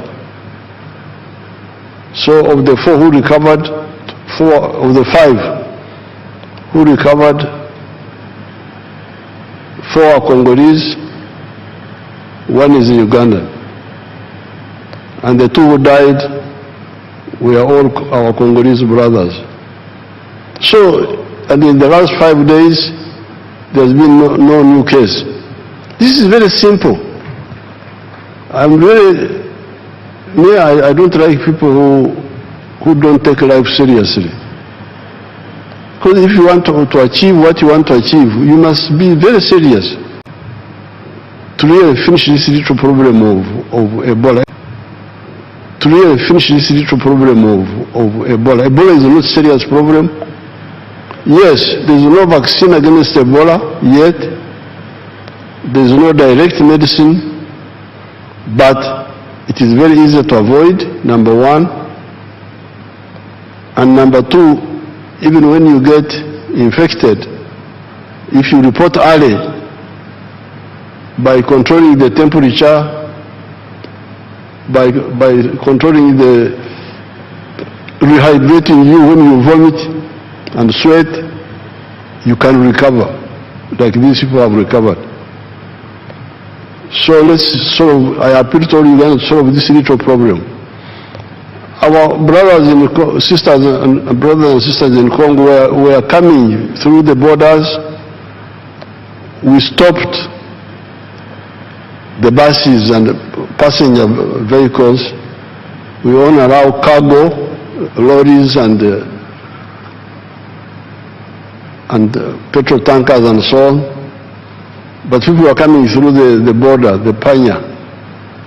That's why we have discussed with the Congo government, and they have allowed us to work with them to open medical stations inside Congo near the border and announce, invite our Congolese people, anybody who is sick, come here, don't try to go to Uganda. Because when you go to Uganda, you waste time, you lose time, come here, this is nearer. And we are doing the same here as we are doing in Uganda. So we hope to finish this little problem of Ebola. But you need to set example, shaking hands, hugging. Then these pastors that they are blessing people, as if God is deaf. You can pray, God will hear you without touching people. Health workers, many of them have died in Congo. That's what I hear. Many of these pastors. Some of the people who were the pastors blessing people.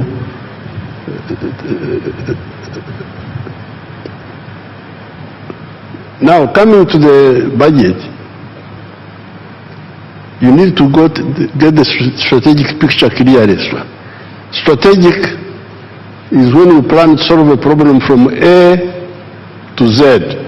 The whole problem. Tactical is how you move from A to B. Now the strategic aim of the NRM is to transform Ugandans. And I want to put it to you that it has taken a bit too long, although we have done well, but we could have done better. I was counting the years. It is now 132 years since the British came here. 132 years. The British came here in 1894 when they introduced their government here. Europe had started modernization. Capitalism had started. The money economy we are talking about had started. It is now 132 years from 1894. The British were trying to involve our grandparents and our great-grandparents into the money economy and our parents. By 1962, only 9% of the homesteads were in the money economy. After almost 70 years, only 9% were in the money economy. 91% were still in the Okore Chidachonga. And I can testify because I'm from Ntungamo. Ntungamo, all of us were in the Okore Chidachonga. There was not a single one who was interested in money. I know houses one by one. Now, when we were in the bush, we studied this and we put out our document, 10 points program.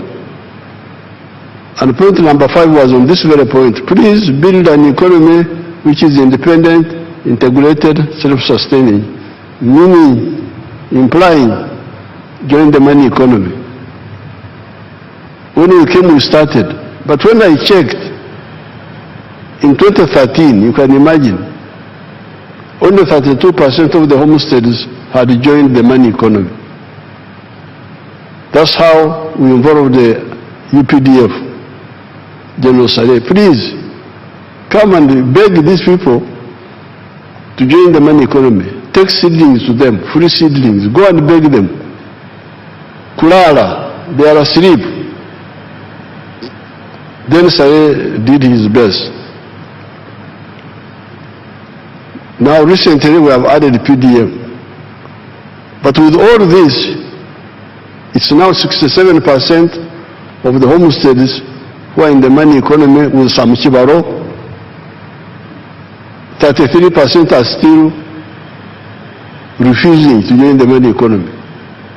So this is the challenge. That's why we are saying, please, I'm really saying now, no more. We can't go on like this. And this is the work of the leaders. The leaders, the Banyankore say, Amushogumfu, no mwekorere. The eyes of the dead body are the eyes of the one who is carrying the dead body. If the one who is carrying the dead body falls in the pit, the body also will fall in the pit. I saw this. I'm here. I'm not a story. I am alive. We started with those Banyankore who are very difficult, like the Karamojong, wild really, and we changed them by engaging them. So therefore, what we said the other time here, now that especially there is this cap money which is already there in the villages, all the leaders, certainly all the ministers, must take the lead in checking parish by parish what is happening, to make sure that all these people stop kukongora, stop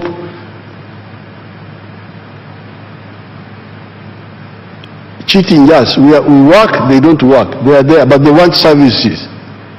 They want medicine, they want education, they want security, but they don't contribute. They're just sitting there in their homes and not engaging in the money economy. So although we have done very well, this very good performance the minister is talking about is by the 67% now.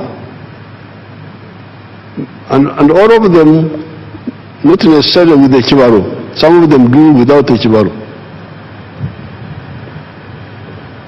But there are 33% who are Wakopemben, they are on the side. Suppose they were also part of this, we would be much further. And as the minister has told you, these people joining the money economy is crucial for two reasons. First of all, they get income. They get income, which means that their purchasing power goes up. Part of the problem of the purchasing power being low is because they don't have income.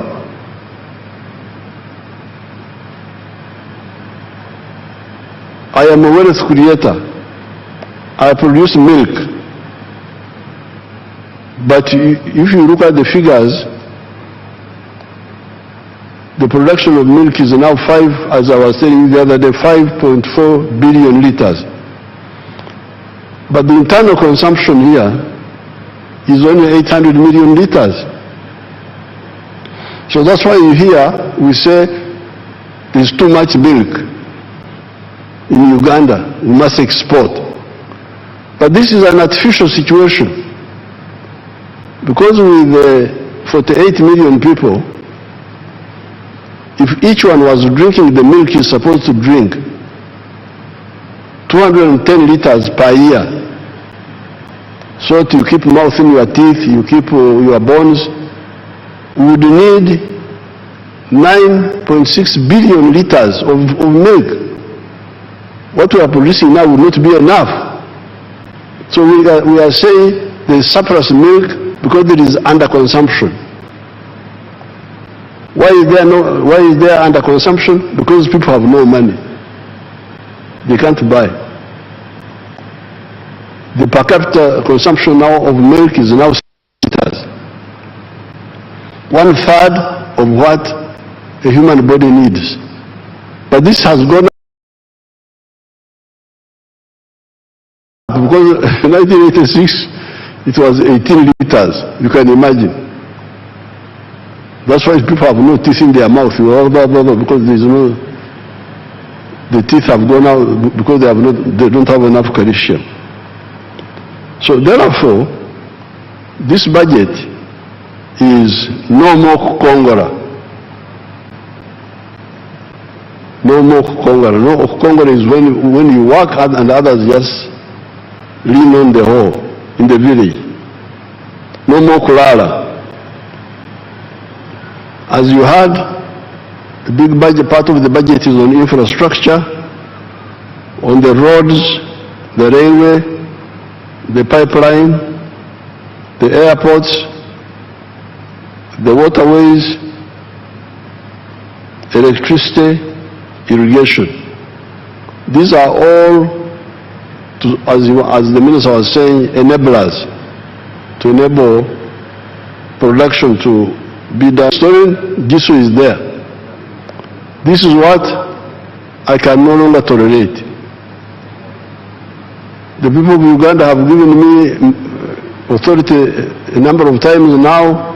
I would have to, in the past I was a bit hesitant because I was saying maybe, especially for capital, there was no capital which was being given, but now the capital is there, PDM being stolen. During the elections, I was disturbing the former Minister of Local Government, Majezi, ringing him. I got to campaign in Maracha. Instead of campaigning, people are saying, they have stolen our PDM money. I go from campaign now to, it becomes like a PDM tour. In Maracha, complaining. Then I ring Majezi, please Majezi, come. Maracha, people are I don't even know what happened there. Buko, I was in Buko. Or was it Kwen? I think it was Kwen. Same problem. He in Kampala, Kawempe, Buambo, where PDM money was being stolen. What is the member of parliament doing? Even the opposition ones, the ones of the NRM, I will struggle with them. But even the opposition ones, as long as you are getting allowance from parliament,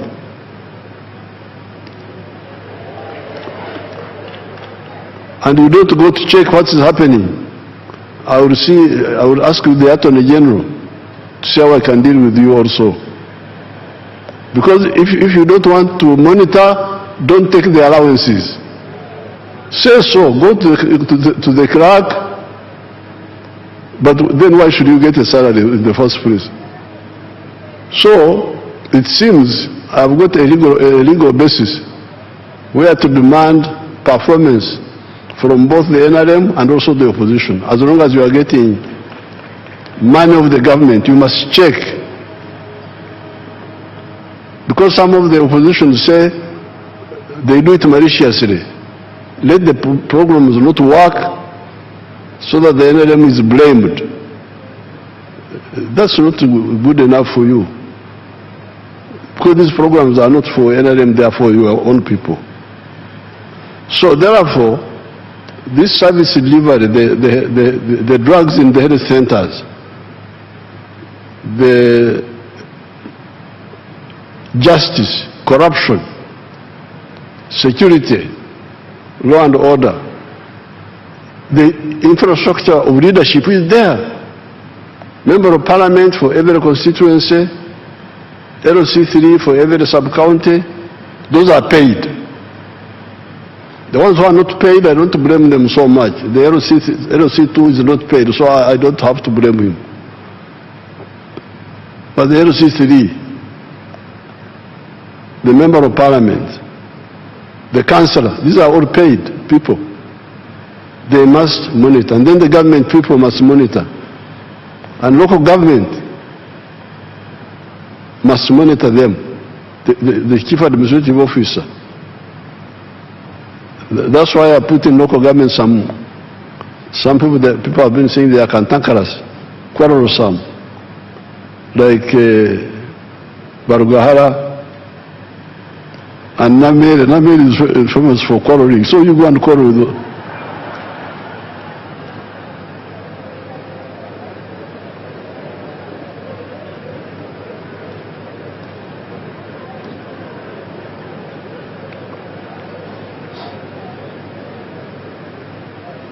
Because when I went to Masaka to defend Namere, because I had to go there, say, "Uyu mwana wo mkuza batya, tanambisa."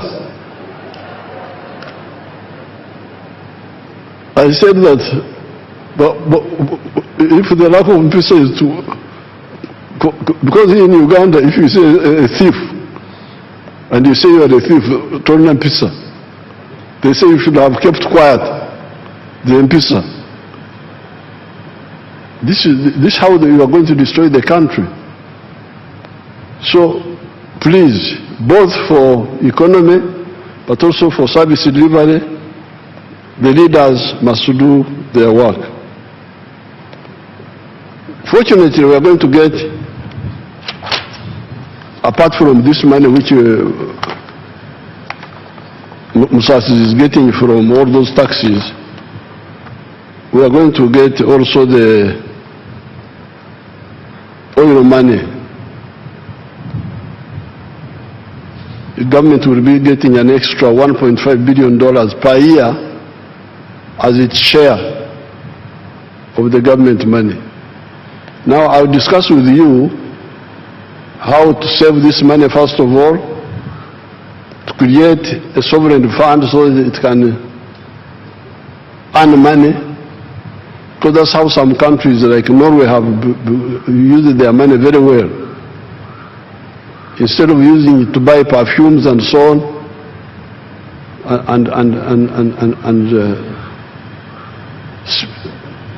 and whiskers, they put their money somewhere and it is gaining interest.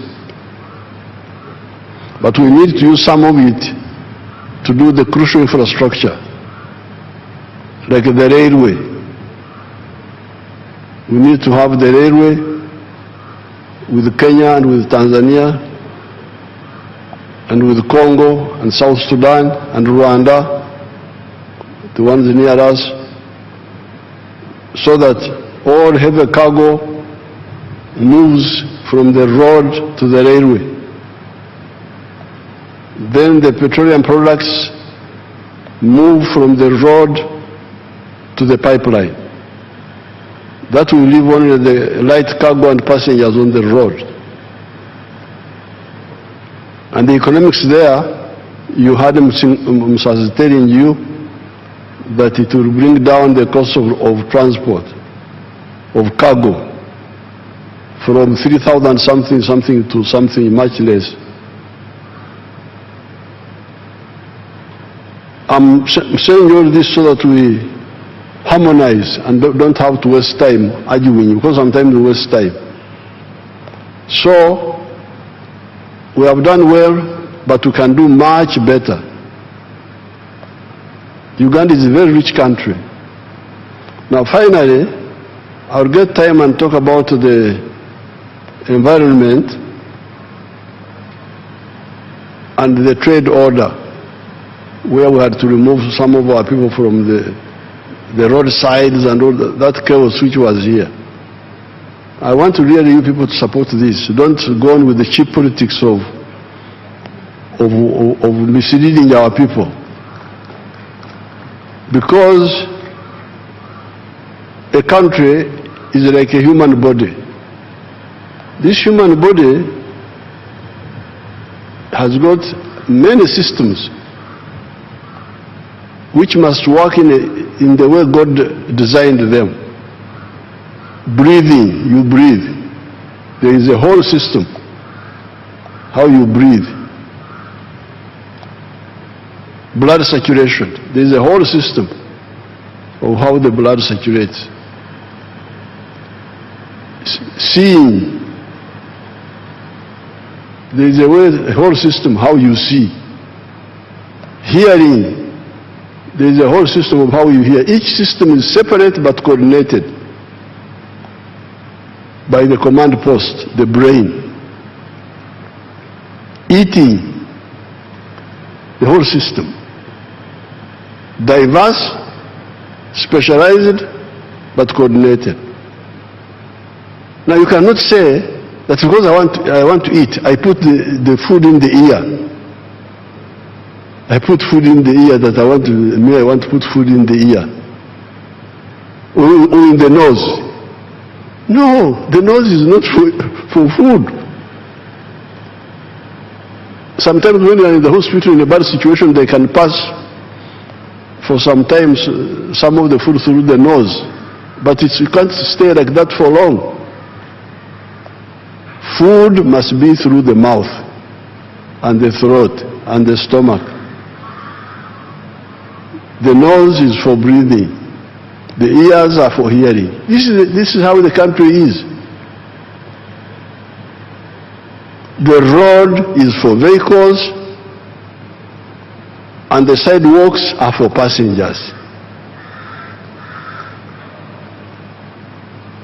Can't you see that?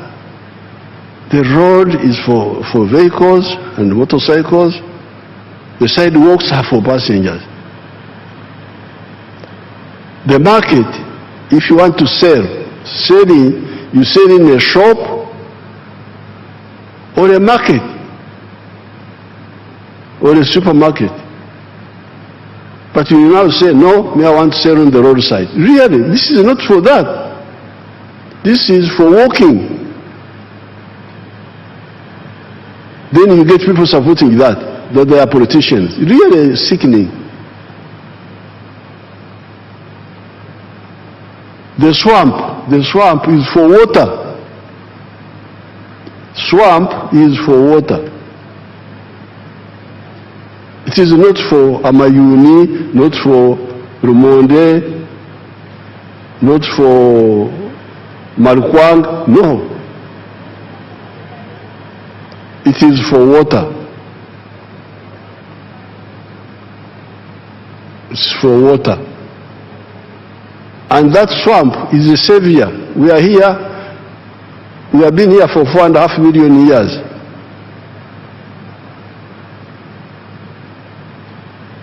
And these things came recently, the permanent buildings, vehicles. What was sustaining us were our swamps and our forests. Even when our level of science was very low, not so much, the swamps and the forests kept us here, and the grass. Now you want to destroy that, and you say you are a Ugandan? No. What are you looking for in the swamp? Swamp is for water. When the Chinese came, they misled some of our people to grow rice in swamps. This was you see how the swamp should look like. That's a real swamp. papyrus, water. That's how it looks like, the way God created it. And we can use it like that. So therefore, this standing upside down, wanting to eat through the ear, through the nose, not through the mouth. You put food in your eye that you are eating. This is suicide. Even this Ebola you are talking about, why didn't we have Ebola in the past? I had never heard of Ebola. We had other diseases, but we have never had, historically, I've never had, except recently. And I think it is because people are invading the habitats, part of the problem, the habitats of these animals in the forest. Show them the picture of Nabanja, how Nabanja was saving Bugoma forest. They showed it a bit here. See how criminal these people are, the ones you are defending. Bugoma forest. They were showing it here, to put it back again. You see how, what damage they have done. That is, you see these criminals now. Look at the trees they are destroying. These are the people you are defending. What good are these? Whose interests are they serving? These are enemies of Uganda. But I will get time and write something on that. So for now, please let all the political leaders take the lead in getting our 33% of the people who are outside the money economy to join the money economy. Do so with the Chibaro. Then we deal with the others, value addition and so on, like the minister was saying. I thank you and I wish you good luck.